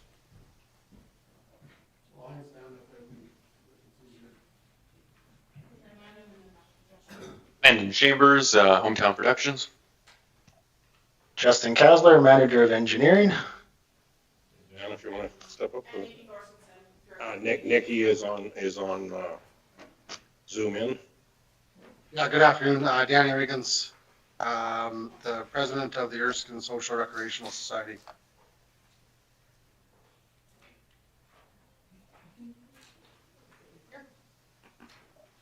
Yeah, can I get kicked off? Is that okay?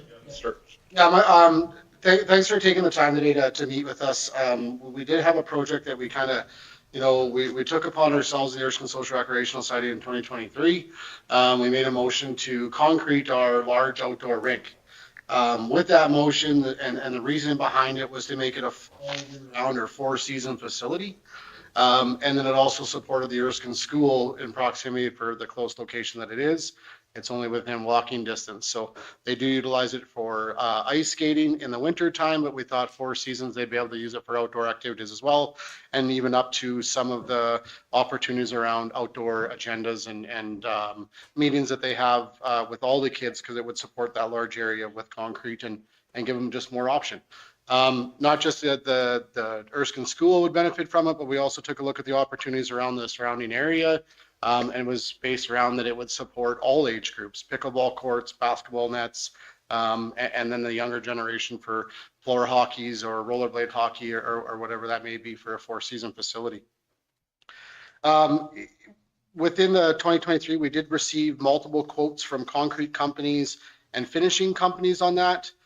We did meet as a team and we voted on that in 2024 and which companies would use, and that was just based on cost, as this project was going to be funded by, the local community, the county of Stettler, the Alberta government, and the Clearview School District was all part of our donations and our fundraising, as well as supporting us with even just the development.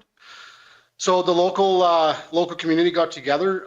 We did all the dirt work and structural work ourselves with donated equipment and materials and time from the locals.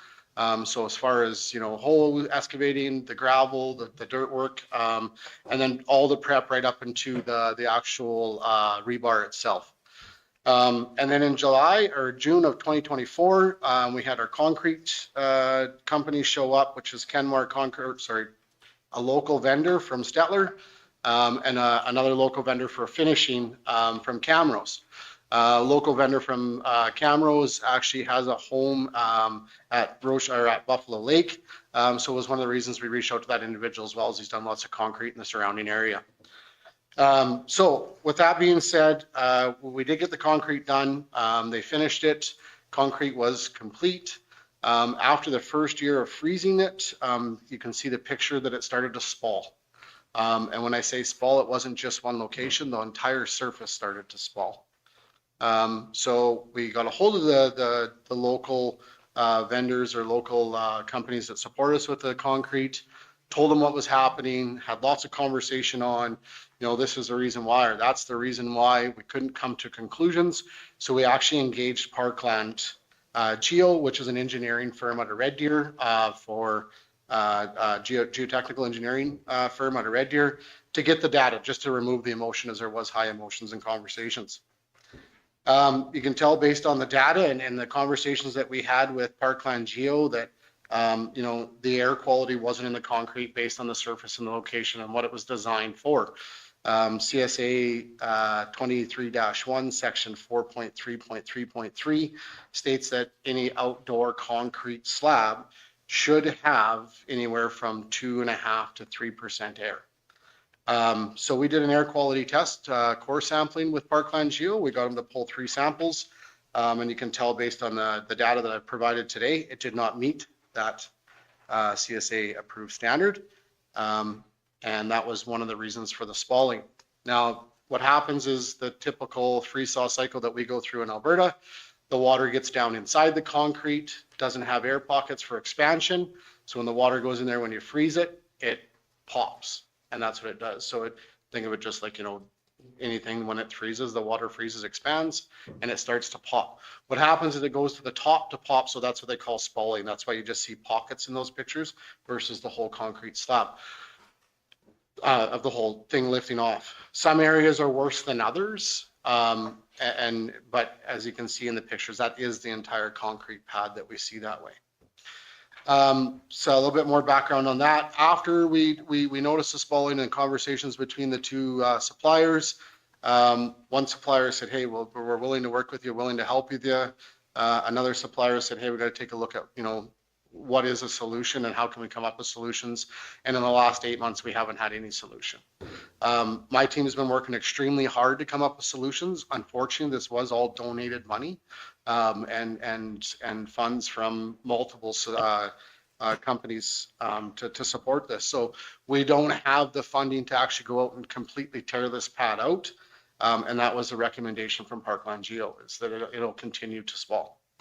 Some of the other conversation around solution was to shave it down, find an epoxy, which would probably get us they can't guarantee it, but some companies out there have an epoxy that's, good for 25 years is what their warranty is. But it's based on the foundation that they put it on. So their concerns are is if it spalls underneath, it'll eventually make the epoxy soft as well. So in conversation with some of those companies and the companies that provided the concrete for us, we actually haven't got to a solid solution on this. It's disappointing to me. I'm going to be honest with you. This project was, to really benefit the community. We worked hard on this project, put a lot of hours into this project from a volunteer standpoint, and we had a lot of money donated. I mean, we had lots of materials donated from this team here, as well as around the whole community, right, in the county of Stettler. So it is disappointing that we're here today.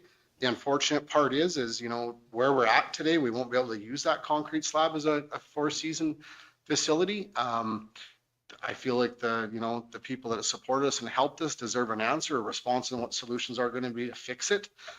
So I am really here today to ask for the support of the county of Stettler on what we can do to work together to make this facility back to a 4-season, or what's our options to work together as a team. Has your team talked to the contractors about some sort of insurance claim? I know in my line of work, we carry $5 million liability. No one's perfect. Mistakes can happen, but that's the reason why we have to carry that commercial liability, is for these types of incidents. Yeah, correct. And I work for a large company as well. We carry big liabilities as well. We did have that conversation. Neither of them want to go that route. One of the contractors was willing to support us with what he needed to support us with on as far as labor work goes, and the portion that he did. The other one, unfortunately, we haven't been able to get an answer out of, and we did ask about the insurance side of things, and we never got a response. Is that something that perhaps Lorraine could look into on the insurance side? Lorraine can probably speak to it, Councillor Stevens, but you had approached us with this problem. So Lorraine did approach RMA to see if we could get some insurance coverage for the Erskine Rec Board, because we do carry their insurance, but I'll let Lorraine tell you. Yeah, I think the short story of that is. Need a mic, Lorraine, please. You don't like my loud voice? It's the online. Yeah, I think the short story of that is that There's no liability on our part or on the Erskine Rec Board on this project. If there had been some fault or, somebody had collided with the rink and done damage or, there was some cause. But the cause of this incident is I guess, the improper mixture of the concrete itself, which I guess goes back to the suppliers. There's really no liability on our part on this. So there was really no coverage. And again, Erskine Rec Board, there's no liability on their part or no fault on their part to start a claim. We also do have funds in an emergency recreation reserve, and we do have funds in the rural development fund, and I'm just trying to get some balances. Now I just have a question too, those. Now we have a situation where, other than the solution with possibly epoxy, which could lead us to the same problem again. So to bust that, do you have a price what it would cost to bust it out? And basically it would be bust out. Would the pad that you had there existing be okay, and then re-pour on top? Like, what was the cost of this before? I know it was a lot of volunteer money and stuff, but what was the cost to place and finish that? Yeah, total overall project was roughly 70,000. I don't have a cost on busting the concrete out. Foundation isn't a concern. As foundation is stable, we've seen no cracking in the concrete, heaving, or any deformities in the concrete from the foundation. So I don't have any concerns on the foundation below the concrete. But as far as cost goes for breaking it out, I don't have a response on that. And to be honest with you, it would probably be more volunteer time and support from the locals. With equipment and et cetera. Yeah, that's the thing about volunteers. But no, absolutely no warranty other than the one contractor. No, when we talked to both suppliers, neither of them would give us warranty. One would stand behind his product and support us back with the labor, what it would take to tear out and to replace.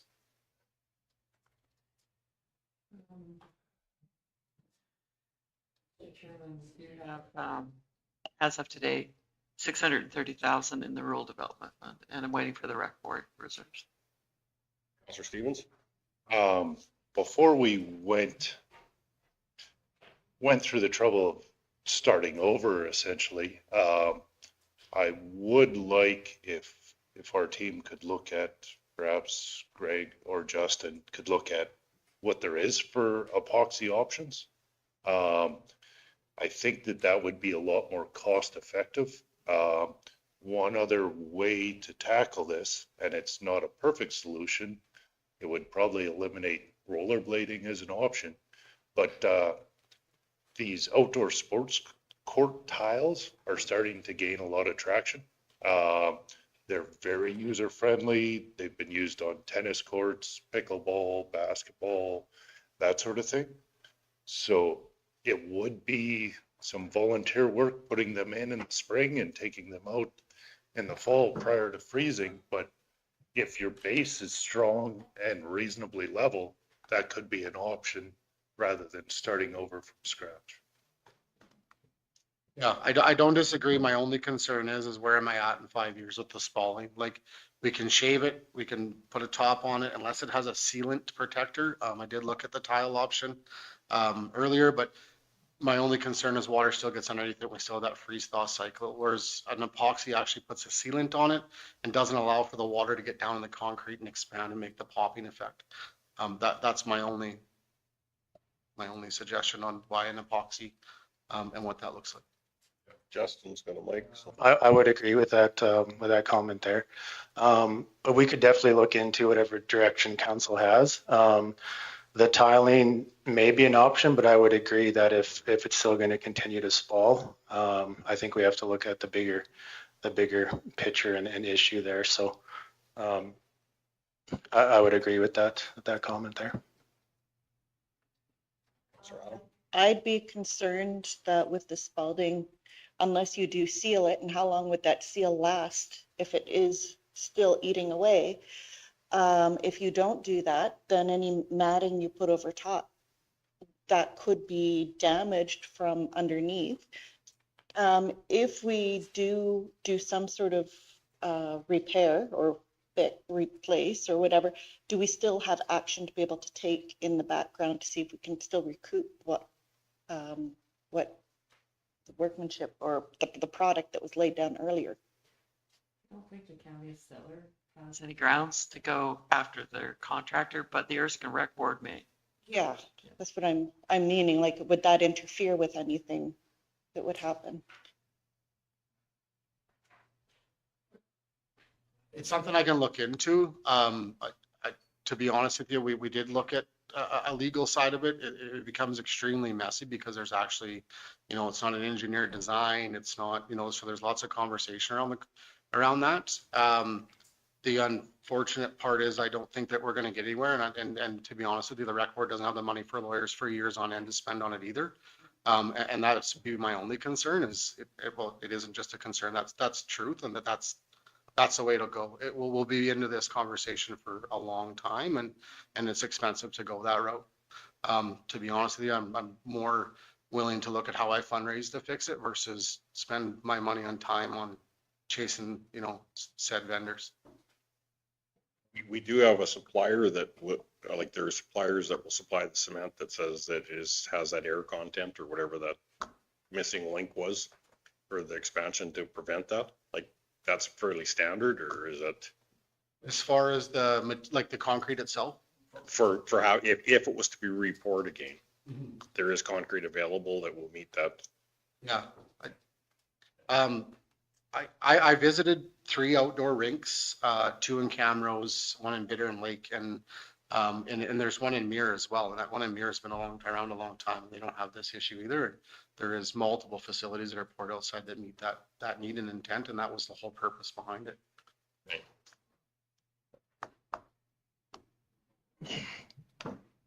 Well, I want to help in some way or fashion. I'm just not sure what the best way to tackle this financially is. So I think we need to give our engineer an opportunity to bring back what there is for epoxy options before we go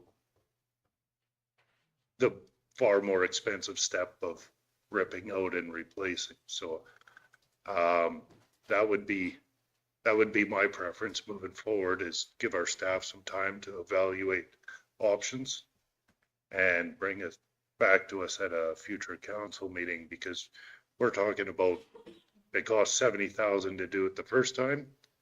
Well, demo and full replacement, you're going to be well north of that.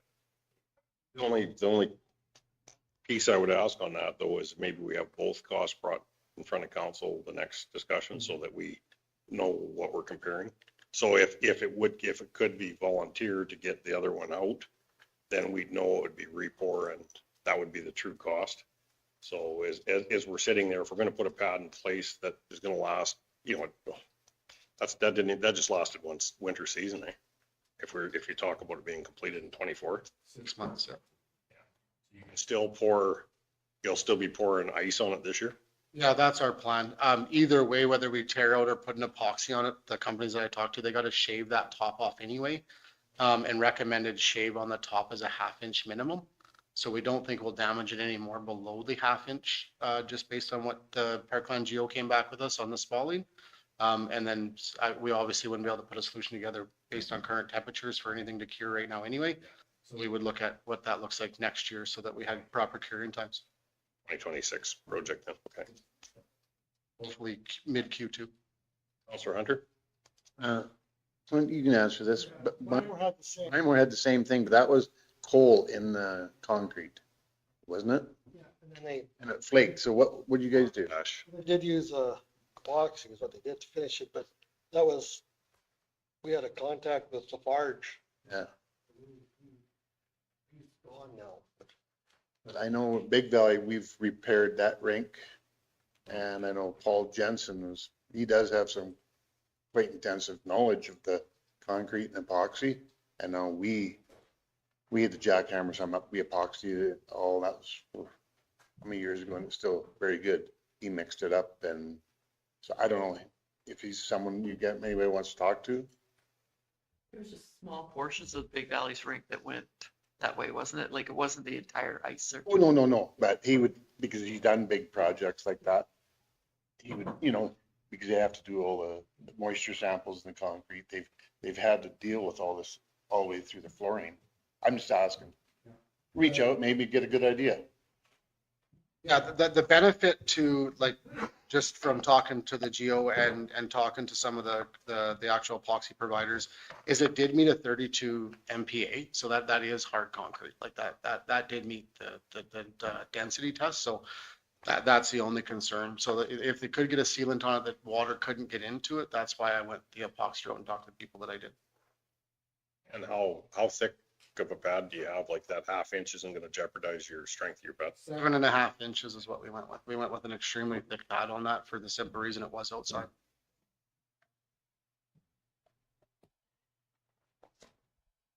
Casting. Do you have balances on, so our emergency recreation fund, we have 26,000.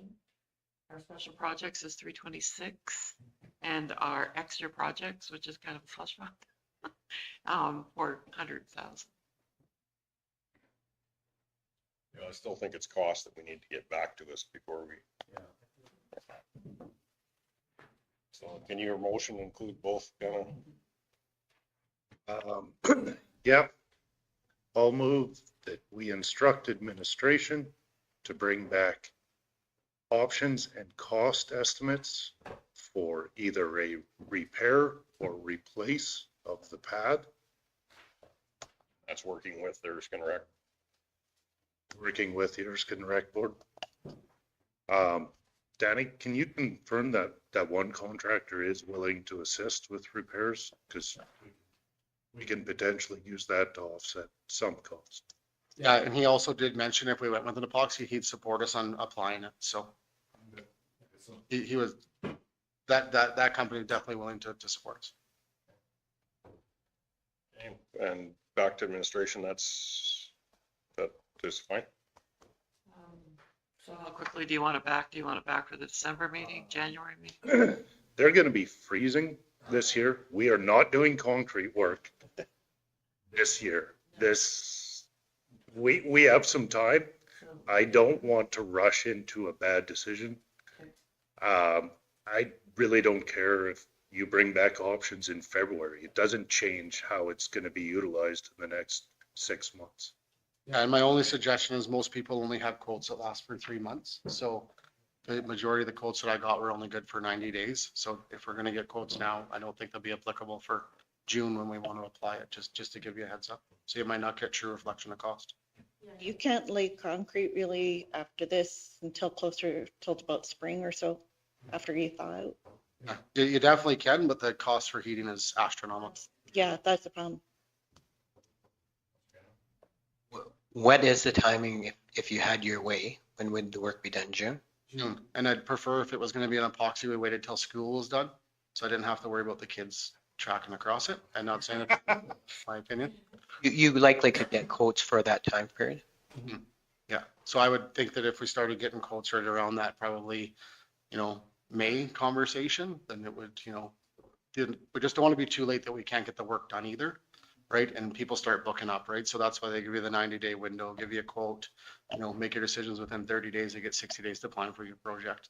So that's just kind of what I would look at. So if we started in that April conversation, first part of May, it probably gives us enough time to come up with a solution. Greg? If I may, Mr. Reeve, what we'll do is staff will effort to have that information and the quotes available for the latter council meeting in April. And then we'll have direction. We can proceed immediately with that and should be able to have all contractors lined up then for a June. If it works out, we'd be able to have contractors lined up for June sometime. That sounds okay. Back to you. Yeah, I appreciate that. Thank you very much. Is there any action that you want me to take away? Do you want me to support you with looking into epoxies, or do you want the rec board to take some stuff on, or do we think we have the team to do it? I mean, Mr. Reeves, through you, and we'll be in contact with you. Okay. Danny. Yep. We'll chat with you and we'll stay in touch, and then you'll know where we're at and we'll know where you're at as well, and we can kind of compare notes. Yeah, anything we can do to partner up to support it, let me know. I'm more than willing to do it. And if it did come to replacement and you can, and that pad could be removed, that's going to be a big chunk right there too, if it could be removed volunteer basis. Okay, we have a motion on the table. Any other questions? I'll call the question. All in favor? And that is carried. Thank you very much. Everybody have a good day. Thank you.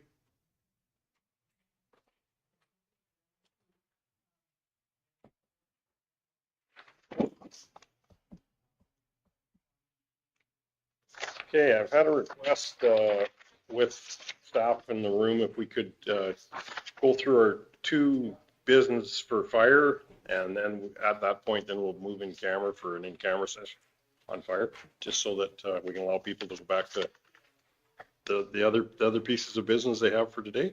So we'll go to 7.2, request for decision, purchase fire brush rapid response units.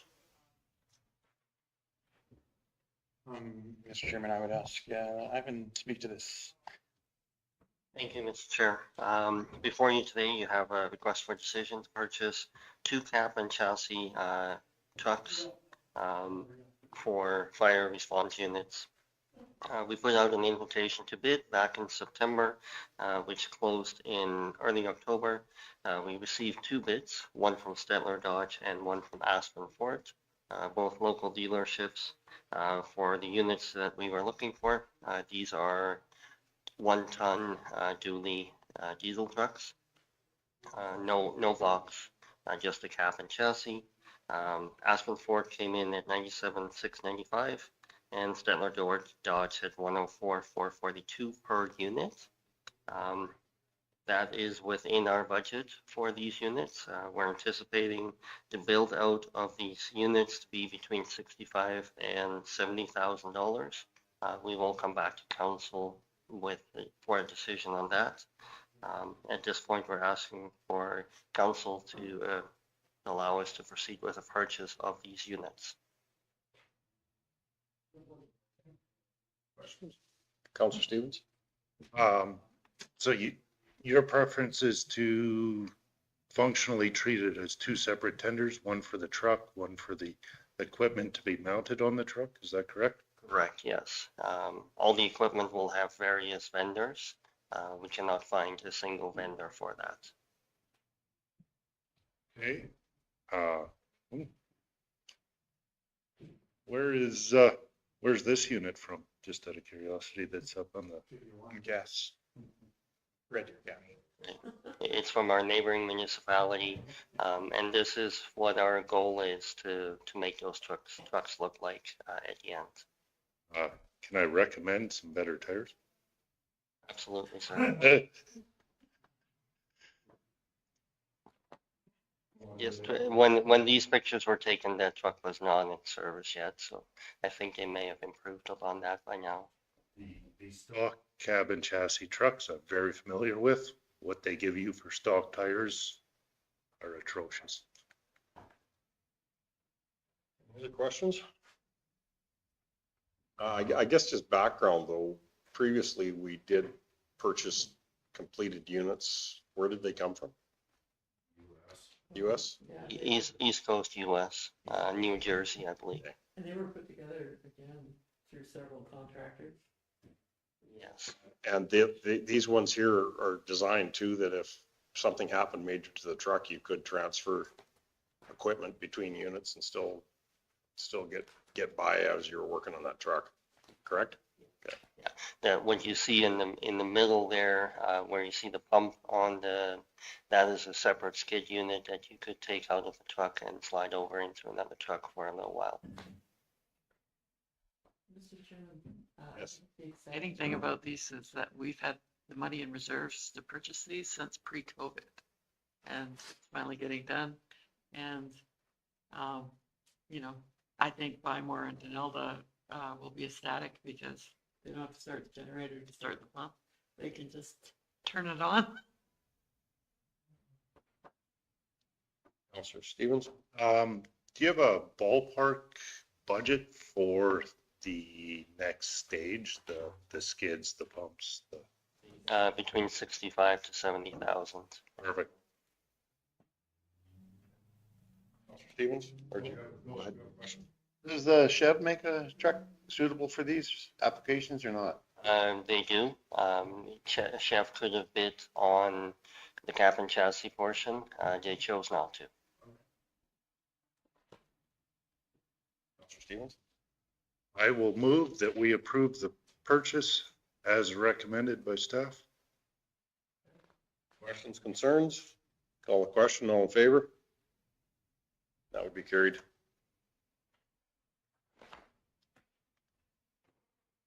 Okay, 7.3, request for decision, interim fire service agreements, page 54 of the package. Take this one, Mr. Chair. So we have, as you all know, been moving towards the formation of the Heartland Regional Fire Commission. This would be a commission with both the summer villages in our jurisdiction and the 2 villages. The summer villages met a couple weeks ago in a joint meeting to discuss fire, and their main concern at that time was just the timeline. So both the summer villages were in a contract with the town and the county together. The town and the county, with their partnership elapsing now, sought to terminate those 2 agreements that required us to work together to be able to facilitate. And so the summer villages came back and said, well, that end date is December 31st, 2025. We don't think there's enough time to really thoroughly get the commission underway. You know, is there something we can do? And so, of course, Yvette and I don't disagree by any means. It's a lot to get done in 2 months. The election didn't help, certainly, with our timelines. So what we're recommending to council, and that the villages in the steering committee all discussed at our last meeting, would be to enter into interim agreements between the county and each of the villages and summer villages, which would effectively just be status quo through the end of 2026. That gives us time to stand up the commission's corporate structure, get it formally legally established as a corporation, and then we can begin to enter into agreements with the commission itself to provide services and start to move those services over and functionally result in a more phased approach to the creation of the commission. I think it gives us a lot more time. We don't need to take the full 1 year to make that happen, and wouldn't plan on it, but this 1 year interim agreements would provide the budget certainty for the villages and summer villages through the 2026 year. And we would look at deploying whatever model the commission comes to for a financial model in 2027. It also gets rid of the issue we've had with the Denelda, Village of Denelda, where we haven't had an agreement with them. And we keep extending one, and they have kind of a promise of one with Forestburg. And then this would bring them back underneath our umbrella. And they now have some, you know, satisfaction that they at least have fire services till the end of 2026. Let's go ahead. One thing Ivan just reminded me of under the financial side of things, the summer villages currently, the revenue that comes from the summer villages is split between the town and the county. Under the interim agreement, the county would obviously be the only one providing service. So we would be the ones receiving 100% of the revenue. So the bill to the summer villages doesn't change for them, but it does functionally double for us. And we felt that that was enough to offset any inflationary costs that we'd be looking at. The villages themselves have each been in a $25,000 flat rate since 2013 now, I think, maybe even 2011. And so that was part of the precipice for some of these changes being discussed as early as 2020 and 2021 when we set out to do the intermunicipal collaboration frameworks. However, this, what administration is proposing for ease of acceptance for each of the villages and to get all of these pieces put together before the end of December would be to stay with that status quo. Questions?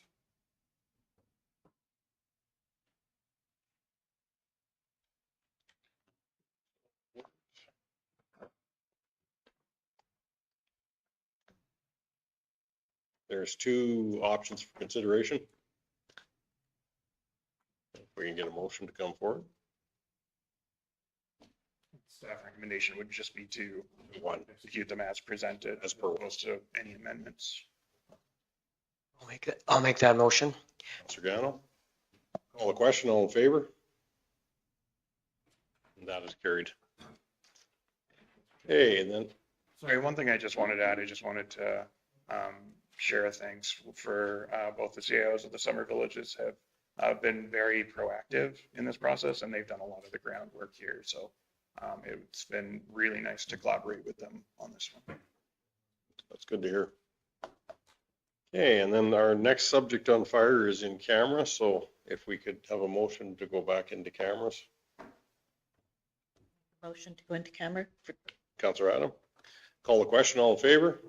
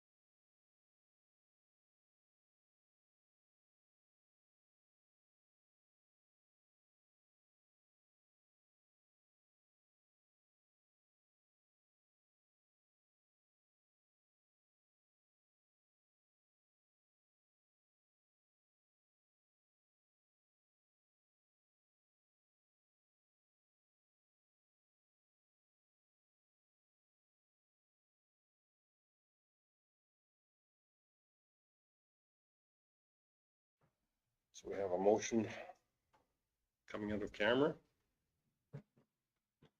Councillor Stevens? I'll move that council make an offer to purchase Rescue 14 and equipment excluding the hydraulic rescue tools, water and ice rescue equipment, and high angle rescue equipment from the town of Stettler pursuant to the transition agreement as valued by administration. Call the question, all in favor? And that is carried.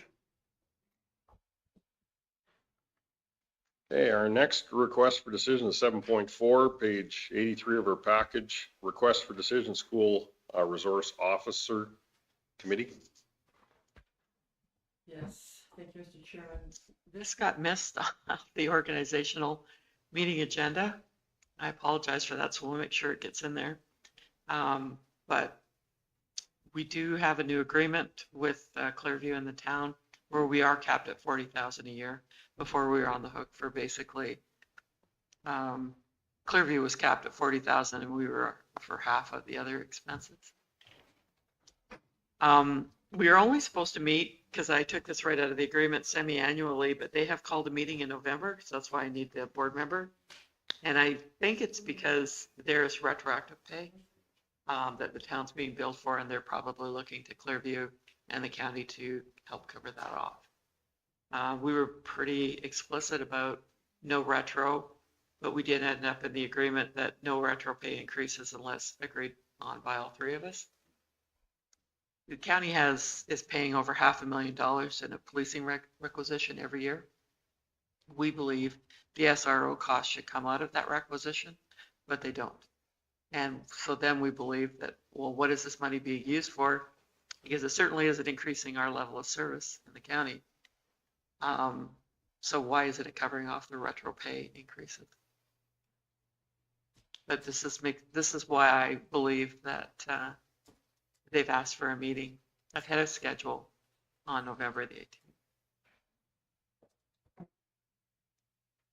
I'm just looking for somebody to come to the meeting. Just one more piece of background. This 40,000 was not arrived at arbitrarily. There was a couple of reasons how we got to that number. A, that was the historic value when this agreement started, split three ways. And when we were renegotiating and seeking some cost control, this was very much highlighted during the new RCMP contract because their raise, such as it is, was substantial with, I think it was 5 years retro as well. So that caught all the municipalities off guard. The municipalities felt that it was patently unfair, that we were on the hook for increased labor costs when we didn't even have a seat at the table in negotiations. We were just, here's the invoice, pay it or not. You weren't given a choice. So another aspect that we looked at this from a cost control basis, we had alternate options. Such as a peace officer, some groups that went to something like that. This would have put us pretty much in line. All three of the parties would have been roughly this 40,000 if we went that option. I think the value in the program is based a lot more off the personality that is doing the SRO, not the badge that's on their uniform. Currently, the constable doing it has been getting rave reviews, but I think that's more based on his personality and the staff sergeant support than the uniform that he's wearing.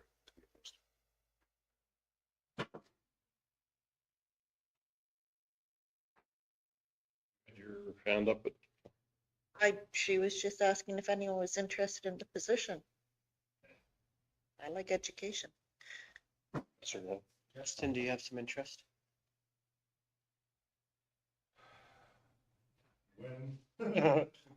When is this meeting? Fridays typically. Yeah, and you know, it's not very, sometimes, unless it's financially involved. The meetings don't last very long.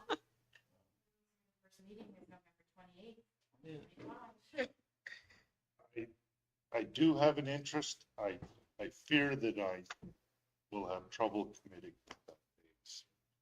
We're better off going this one.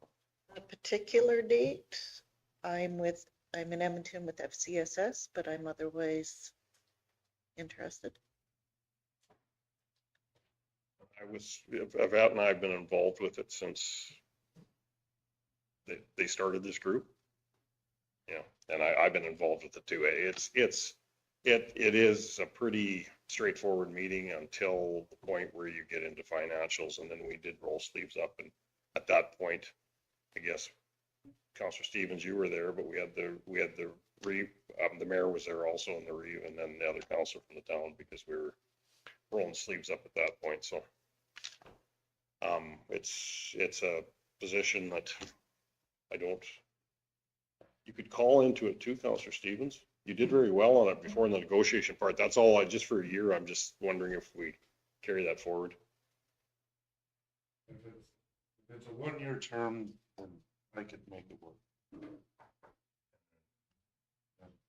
At that point, that's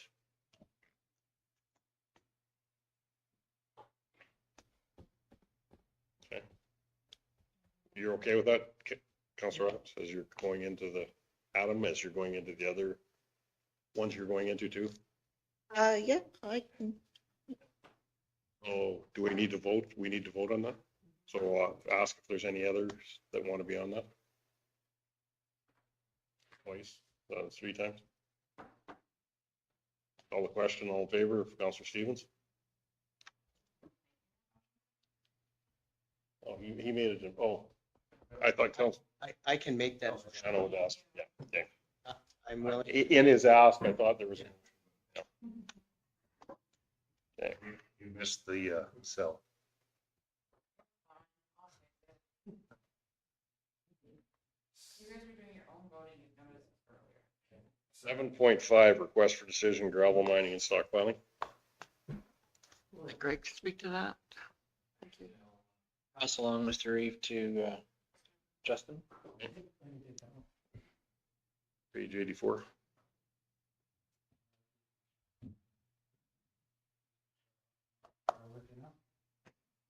No, oh, there we go. Okay, so I have a fairly quick RFD today for council. Operations today seeking council approval toward an upcoming contract for gravel mining and stockpiling. And this is part of our ongoing yearly gravel operations at the Schaff Pit, which with some of the new council, it's located on Township Road 421, which is approximately 3 miles east of Bashaw. So to do this, we followed the purchasing policy. Operations posted an RFQ document to APC for gravel services, and the tender costs are submitted as presented in front of you. And today operations is recommending to move forward with option 1 with road to rail construction, as they were the low bid and met all the requirements of the RFQ evaluations and criteria. And I'll leave it at that for now. Any questions I can take for clarification?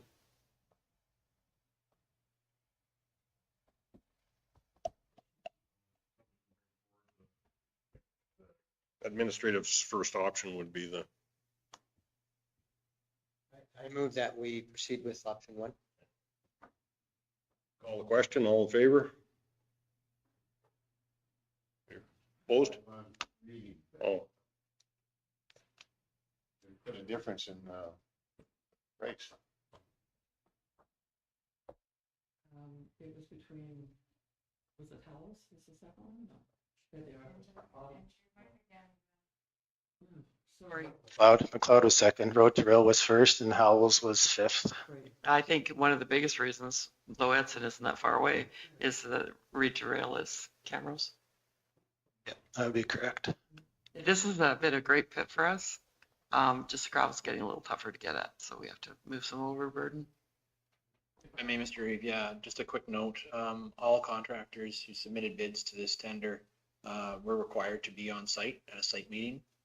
where both Assistant Director of Operations Dan Albuser and Manager of Engineering and Facilities Justin Kasler were there to go through the scope of work.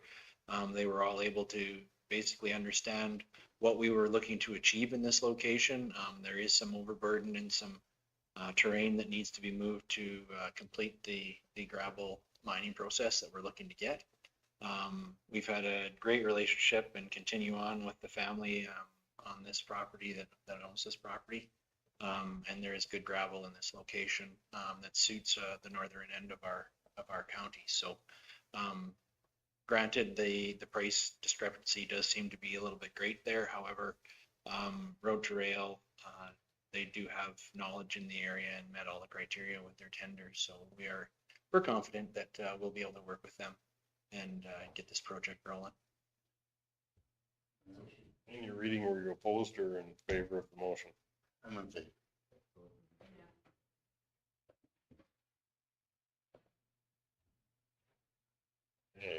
Request 7.6, request for decision, Alberta Community Partnership Grant, Fire Commission, page 87 of the package. Thank you, Mr. Chairman. This is actually, it was a brainwave of the Summer Villages. It was John's. And because you can backdate an ACP grant, we thought that it'd be worth applying for in partnership with Roshan Sands and White Sands. And it would be to help cover off some of the administrative and legal costs of forming the commission. I mean, Andrew's got hundreds of hours into this already, and it would be great to be able to recover some costs. So we've done up an application. We have Roshan Sands and White Sands agreeing to partner with us. I think the same with Big Valley and Denelda. And we're just looking for your approval to go forward with the grant.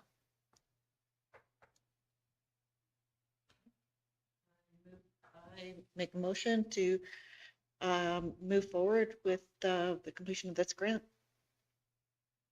Option 1. Okay. Any questions, concerns? Call the question. All in favor? That is carried. 7.7, request for decision, Alberta Community Partnership Grant, Belkey's Pond, page 89 of the package. Thank you, Mr. Chairman. So this is a kind of a carryover from a year or so ago when we're trying to restore Belkey's Pond to be a more effective watershed and perhaps a recreation area for the county of Stettler. We do have the support of Starland County, Paintearth County, and special areas. And this would be a feasibility study to see what needs to be done to put this area back. You can probably add to that, Justin, to put this area back to what it was and what it could be. Yeah, no, that's exactly kind of the Cole's notes. So basically we would apply for this grant and we'd have an external consultant come in to do basically like a condition assessment of that property to help outline what's needed and what is it going to cost to do it, and if it's even feasible to do it. So help kind of that decision-making process with that timeline and create a nice document with cost estimates. And background on that, though, this issue with Belkey's Pond has been ongoing for years, but probably over the last 5 to 6 council years. Well, I think it's one of the few places in the county where there's actually a large portion of water. I think it's housing most of the birds in the Indian Bymore area. And I know a lot of people do use it it's supposed to be day use, but I think they are actually spending the weekends there. So there's an opportunity for us to have another recreation area, but plus to protect the water that's there, and people like to fish there. And there's gates in and out of that pond, so it's been monitored somewhat for what's flowing into it. There's a big hay slough. Is it to the upstream side, to the north, and then to the south? Gate has actually been leaking, so would be those repairs. We've dealt with. Whose ownership of it right now is Alberta? I think the middle of it is owned by Alberta Environment, Ducks Unlimited. Ducks. No, that's right. They have nothing to do with it. Our biggest problem is we don't know who's responsible for what or what needs to be done. So we met with Ducks Unlimited. We met with Alberta Environment. That's right. Yeah. Yeah. So we want to get the study done so that we know what needs to be done to bring it up, if it can be saved. And the only way to do that is to get somebody in that knows what they're doing. Mr. Stevens? Alberta Environment, since they restructured and went under 3 different ministries, they colloquially refer to this as one of 80 orphan projects throughout the province. And frankly, the Alberta Environment reps that I spoke to that are on the Buffalo Lake management team, they would really love a path forward. Just someone decide what's happening, because letting them sit there for the next 5 to 6 years is pointless. Recently, we had residents in the area relay through to the county that there was issues with the garbage that had accumulated there throughout the last summer and whatnot. County staff went out, we cleaned it up. As at the same time, I started my quest to find out who's in operation of it. I was passed along from 3 different provincial groups, and the last I got was, well, we think it's probably Fish and Wildlife. So no one has laid claim to it. So Councillor Stevens is correct. It is an orphan site. Most of the work that's being done there is being done at the gracious host of any maybe landowner that decides they want to tidy it up, or at the county that's been going in and hauling the garbage out. And I know conversations in the past, if we get the water level stabilized as far as stocking the pond, there's departments we can talk to do that. So and it would be back more to that stock fish pond too. So it's just, we need to see if we can get the funding in order to bring it in place. But we've looked at partnering with different agencies, and it's just to figure out who we have to talk to and what has to be done. So, Councilor Walker? Well, actually, this, I was quite familiar with this. The people that were in charge of it are older people. They have since passed. I was on that board since they passed. Nothing really happened. You comfortable moving this one forward? I can definitely work on it, yeah, for sure. Actually, one of my friends is the guy that controls the water going into it, and he don't like to open the valve too much. Yeah. So we need one of the options for consideration, so. For a motion forward? Yeah, I'll look at this. To option 1? Yep. Call a question, all in favor? That's carried. 7.8, request for decision, drought and flood protection program grant, page 91 of the package. We're on a roll here. So this program, we applied for it last year and we're unsuccessful, so we're way smarter this time around. Right, Justin? Yes, that's correct. Yeah. We want to apply to get some more truck fills in the area because they're being very well used. And the areas that we have identified are Big Valley, which we do have an option to maybe do a P3 on this one. Westwoods, if we get phase 2 of Gadsby water line in, which we've been lobbying like crazy for, this would pay for the actual truck fill at the Westwoods. And then at Fenn, there seems to be a lot of dried up sloughs and a lot of farmers that are hauling water from Scullard and the town of Stettler.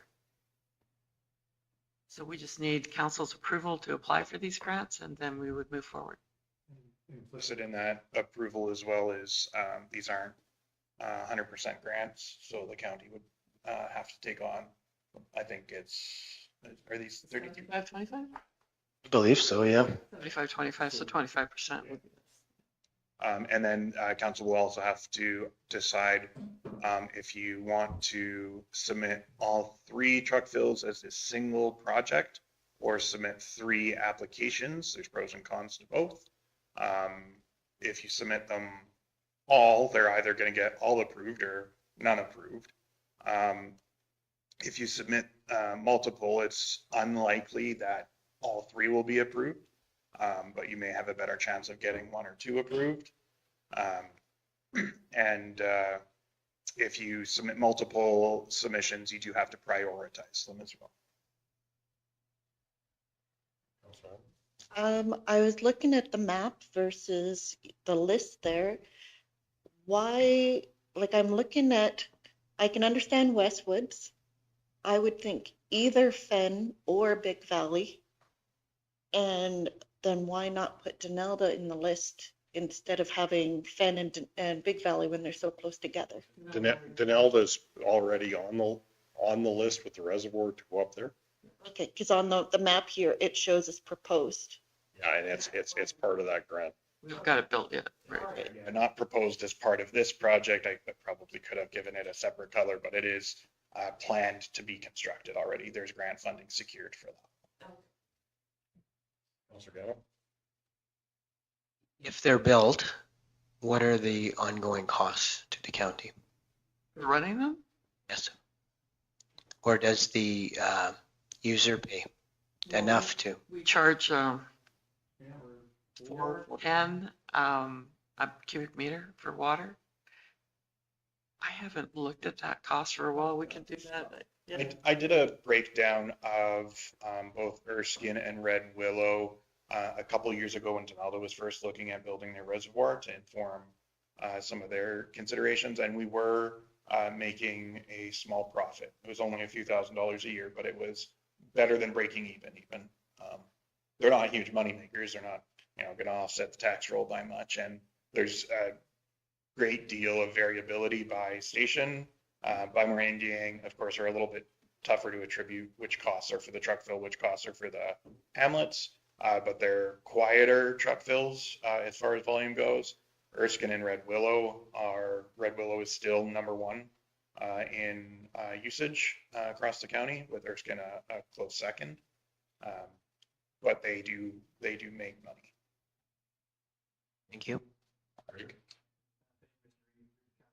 So also to just add one more layer into it all, we will be returning to council with information in regards to our well services or our egg tank loaders. If it's council's discretion to move forward and decommission those, we would be looking at some significant restrictions to where people have been sourcing water for their operations. And so these tank loaders would go a long ways in assisting people in getting the volumes of water that they're looking for, that normally that they have been drawing from those sources, and then moving it towards this more of a user pay system, where it's benefit for all, everyone can access it, there's volume and flow for all, and it's a potable water service in case they do have issues or concerns with their residential wells in their area. They at least have that ability to be able to gather that water and take it to a system. Potable system, yeah. And somebody's not using a non-potable source to service a potable system. The one thing too here is with the county, you can get PIN numbers and account, and that's set up so that basically you could haul out of any one of those, could you not? Yeah. And but if that's the case, you have your PIN, you put it in, you get billed monthly on it, as based on the volume that you hauled out. So I have a service, my own service at Gadsby, but I still have a PIN there. So if I'm hauling spray water or need to haul large volumes, it's just so much faster to load it there than to try and load out of your. I understand you had to go to a PIN system because when you had a coin op, people were breaking in and. Vandalism was to, if you keep vandals away, that helps your profit ratio on these quite a bit. Go ahead, Andrew. That's unfortunately one of the fundamental issues we had with the ag tank loaders. Those were funded by the PFRA program ages ago, and they were all that many of our communities had for a very long time. And we did have a very cheap coin operation on it, but we were spending more in fixing the coin operation from vandalism than we recovered in the coin operation. We did look at potentially moving to a PIN-based system, but we never would have seen a return on that investment. So that's when those ag tank loaders were moved to free, because it was the cheapest option was not to charge. The bottle, like the bottle fill one at Roshan, is it still PIN, or is there only, you can do both? Yeah. any there too? How about any of the other ones? So Roshan Sands is our only one right now with credit card. We had experimented with credit card in Bymore and Indiang and Erskine when those became options. But at the initial set, we were earning less than the fees were to run it. However, with Roshan, the truck fill system provider we use called Flowpoint, they've moved to a different credit card processor. So we said we would give these guys a try, and up at Roshan Sands, where it's much more transient type traffic than you'll see in some of our agricultural communities. And because we really wanted to avoid coin ops too much, although I think in that case we did put a coin op in, but the board elected to move to a double steel enclosure for anti-vandalism.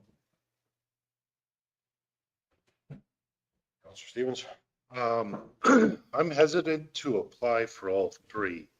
To me, having the Big Valley would take more precedent over the Fen. I'm just looking at distance traveled. We were looking for another location. What was that? We were looking for another location. Well, I'm hesitant to apply for all three. You ask for too much and they'll just say no.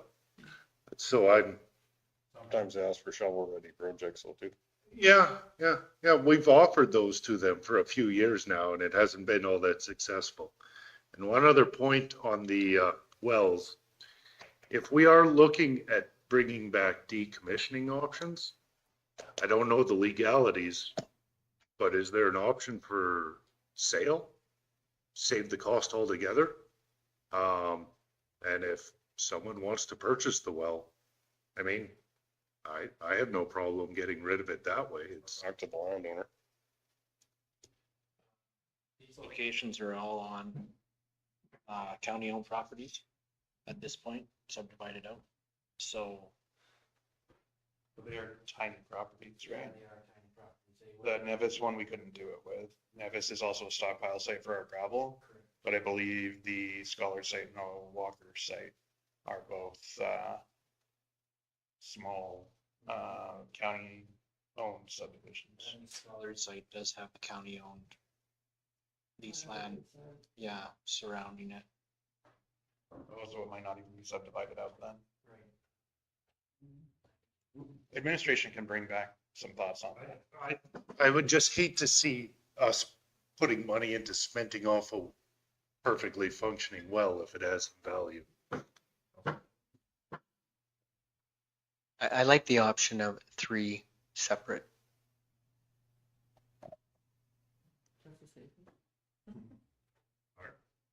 Can we rank our priorities if we're doing it 3? You have to rank them, yeah. You're looking for my opinion on ranking them? Yes. Westwood's Big Valley Fen would be my ranking. Just, sorry, I don't want it to seem like I'm speaking for or against any one of them, but Westwood's is on the, I think if I brought it up already, it's on the phase 2 Gadsby, which means it's not yet built, the line going to it. There's at least 4 miles of line that would have to go to it. So there, if you get that, if you're successful with that grant, you're obviously going to want to build it and make it go. So council should be cognizant of wanting to build that 4 miles, which we can do out of grant funds. Ideally, we would like, or sorry, out of non-discretionary grants like our LGFF and our CCBF, that used to be the federal gas tax. And that's what we've talked about funding it from in the past. So you could move up some of those plans either partially or fully to go to Westwoods, or you could split it into 2 projects where you grab just the Westwoods portion of the line and then try and capture the rest later. Or ideally, we happen to get some discretionary grant funding at the same time because we're constantly going after discretionary grant funding for phase 2. Along with County of Painters. Yeah, county. That's where you see the red line there. County of Painters has a site right where that red line ends that they've considered putting agricultural tank loader or a potable tank loader And they've got quite a number of people that would be then coming off their own rural system from there, I believe, that they've been trying to service for a number of years, but they just can't go through the river valley cost effectively. And we've already done most of the northern hike on our stuff, so that's where we would be looking to partner with them. And next week, if anyone happens to get a hold of the Associate Minister of Water, this is what we want to talk to them about. Also, or the Honorable Devin Dreeshen tends to control the purse strings on grant funding for infrastructure projects. So he's a good guy to talk to if you happen to run into him.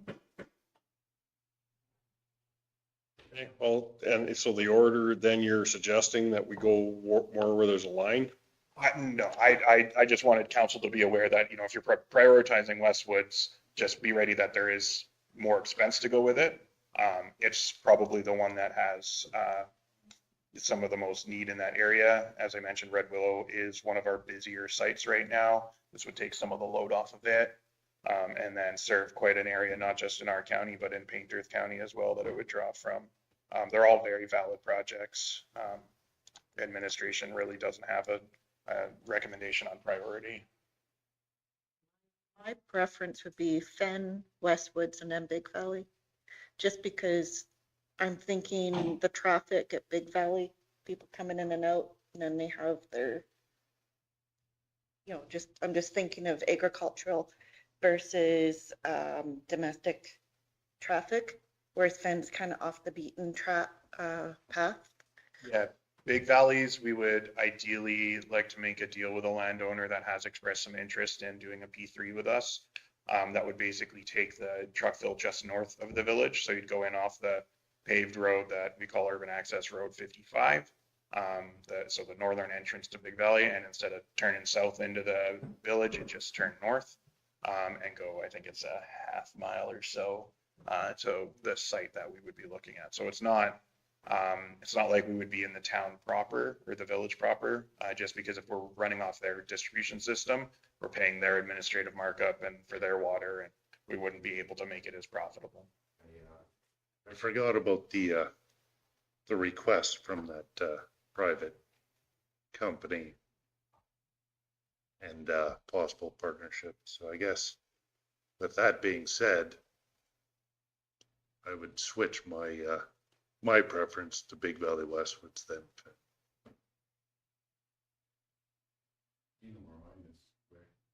Big Valley. And that's been a need in Big Valley. Like we've got the one well there that's been always an issue, but we've brought Big Valley up numerous times to have a truck fill close to Big Valley. A lot of farmers are going to buy more. Also expressed an interest in working with us on a truck fill also. Yeah, I almost forgot. There's functionally two private industries that want to partner with us on the Big Valley one, specifically one that's a landholder, and then Waste Management, who would be a significant user of it.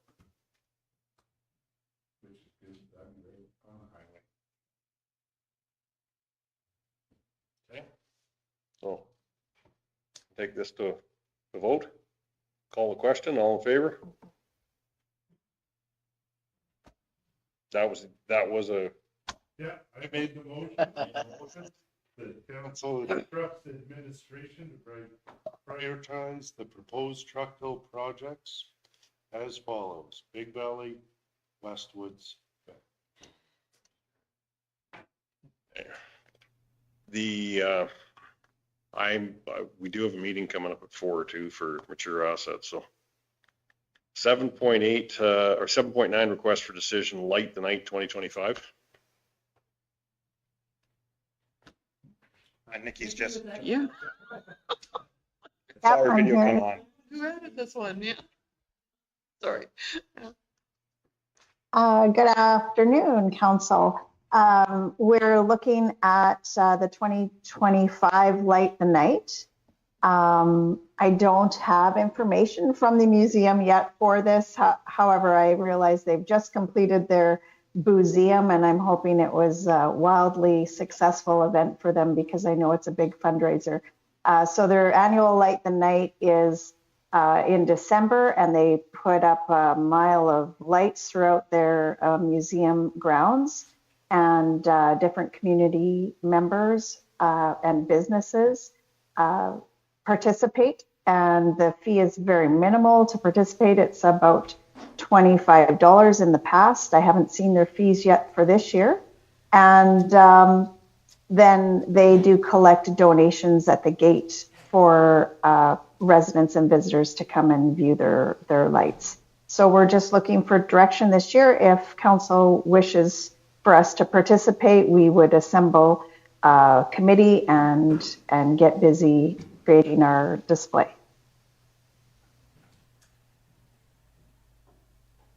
Councillor Stevens? I'll move option number 1, that we participate in the Light the Night community display. For any of the councillors not aware, I believe that the ROI on this is actually very good. Yes, it takes some staff time. They do a very good job, but this and the museum are two of the biggest fundraisers for the museum. So they make far more in donations than what the businesses actually invest.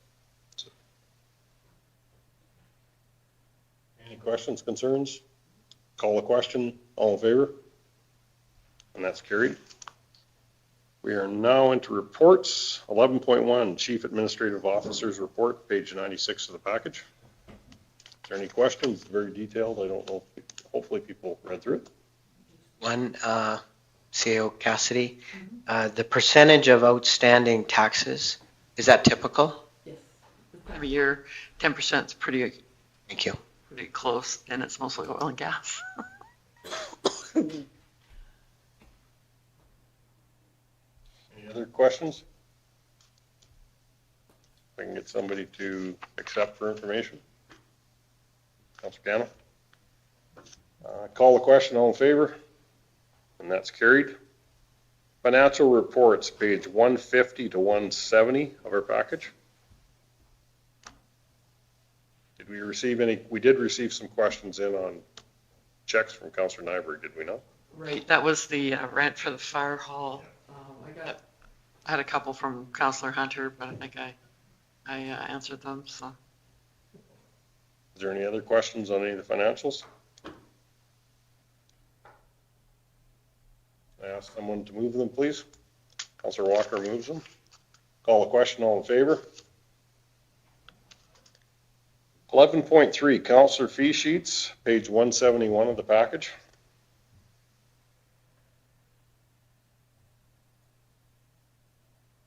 And keep scrolling too to show that everybody's listed, everybody's out there for what they did for the month. Councillor Stevens? Just one red flag on Councillor Nyberg's, and that was on October 1st. We could remove his mileage. If he was here, I would give him the opportunity to amend it. For the record, he brought it to my attention when he was reviewing the package. So he was policing himself, but I'm not sure how many kilometers out of Erskine he is, but I know it isn't a 40. So if we, I think it was a copy and paste error. So if we could adjust that with that amendment, I would move the fee sheets as presented. Any other questions, concerns? Call the question. All in favor? That is carried. Council committee reports. Typically, they're listed as you start to work through your committees. It's report. We'll get a reminder in our calendar of what dates they have to be in by for the package. Councilor Stillberg was very good at putting his reports in, and some of them we didn't have any meetings either, so that's the key part. We did list at one point what can we do that the next ones go forward, the reports that or the committees you're on.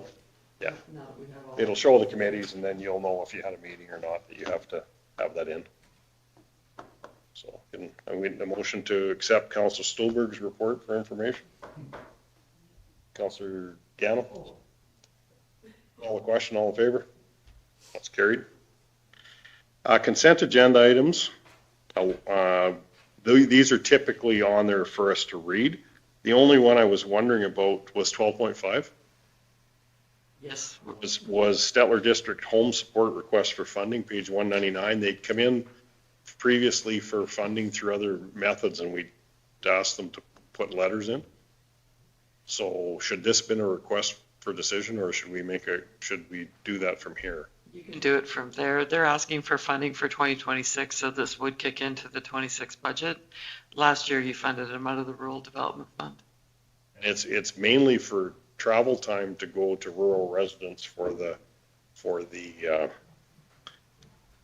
home support, which is everything from helping people clean things to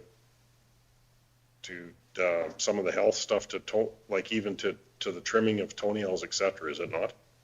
So to keep people in their home and place. Councilor Gano? All the non-AHS type of stuff that a person that's receiving home care might also require that home care doesn't do. CAO Cassidy, where does this funding come from? I missed that piece. Rural Development Fund. That is the extra fee you pay when you subdivide a property in the county of Stettler. And it's servicing the rural. It's all out to rural. That's the reason they're asking for it. And is what has been typical? Last year we funded them for 5,000. The year before, I think it was about 4,200. So this would be their third year, if I'm correct. It seems to be doing. They seem to be doing great work and being able to offer the service to rural ratepayers, which I know they get funding from SCSS in Stettler, but that's basically for urban because it's just too expensive to go outside. Councilor Stevens? I do think it's a worthwhile program. I do think it does a lot of good. And the way FCSS operates, a lot of their projects are basically subsidized by volunteers. So what you get in sponsorship, you get more than that back in value for service. So whenever you can partner with these groups, our ROI does seem to be substantially better.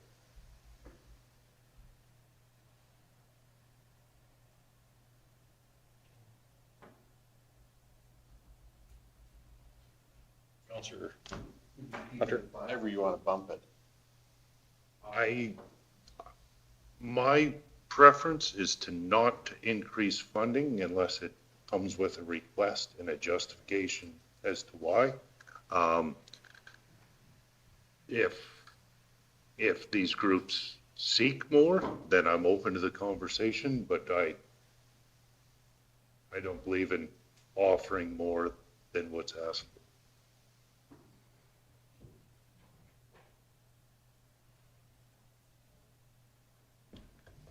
I will move that we fund this home support at the level of 5,000 in the form of a grant for next year.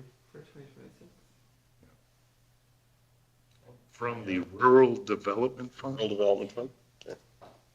Any other questions, concerns? Oh, that's what you were looking. I was a little alarmed there by your look, Councilor. I didn't know she was heading your way. Good job. Okay. We have a motion on the table from Councilor Stevens, and like that, they do have to travel like from one corner of our municipality to the other. It is quite a distance. So, any other questions on that before I call the question? Call the question, all in favor? And that is carried. Was there any other questions on any of the consent agenda items from what you'd read? The RCMP reports, those are pretty common throughout. And 12.6, the only thing on Stettler Board of Trade photos from skill days. I'd like to see some of the Heartland Regional maybe in it for next year. We'll deal through physician recruitment on that because all the pictures were just the town, and we're all participating in that. Okay, we've covered our in-camera sessions. I guess, do we need a accept for on consent agenda items, I need an accept for information. Councilor Gano. Call the question, all in favor? That is carried. Our next meeting is the November 26th. And one last motion. I move to adjourn. Okay. Call the question, all in favor? And that is carried.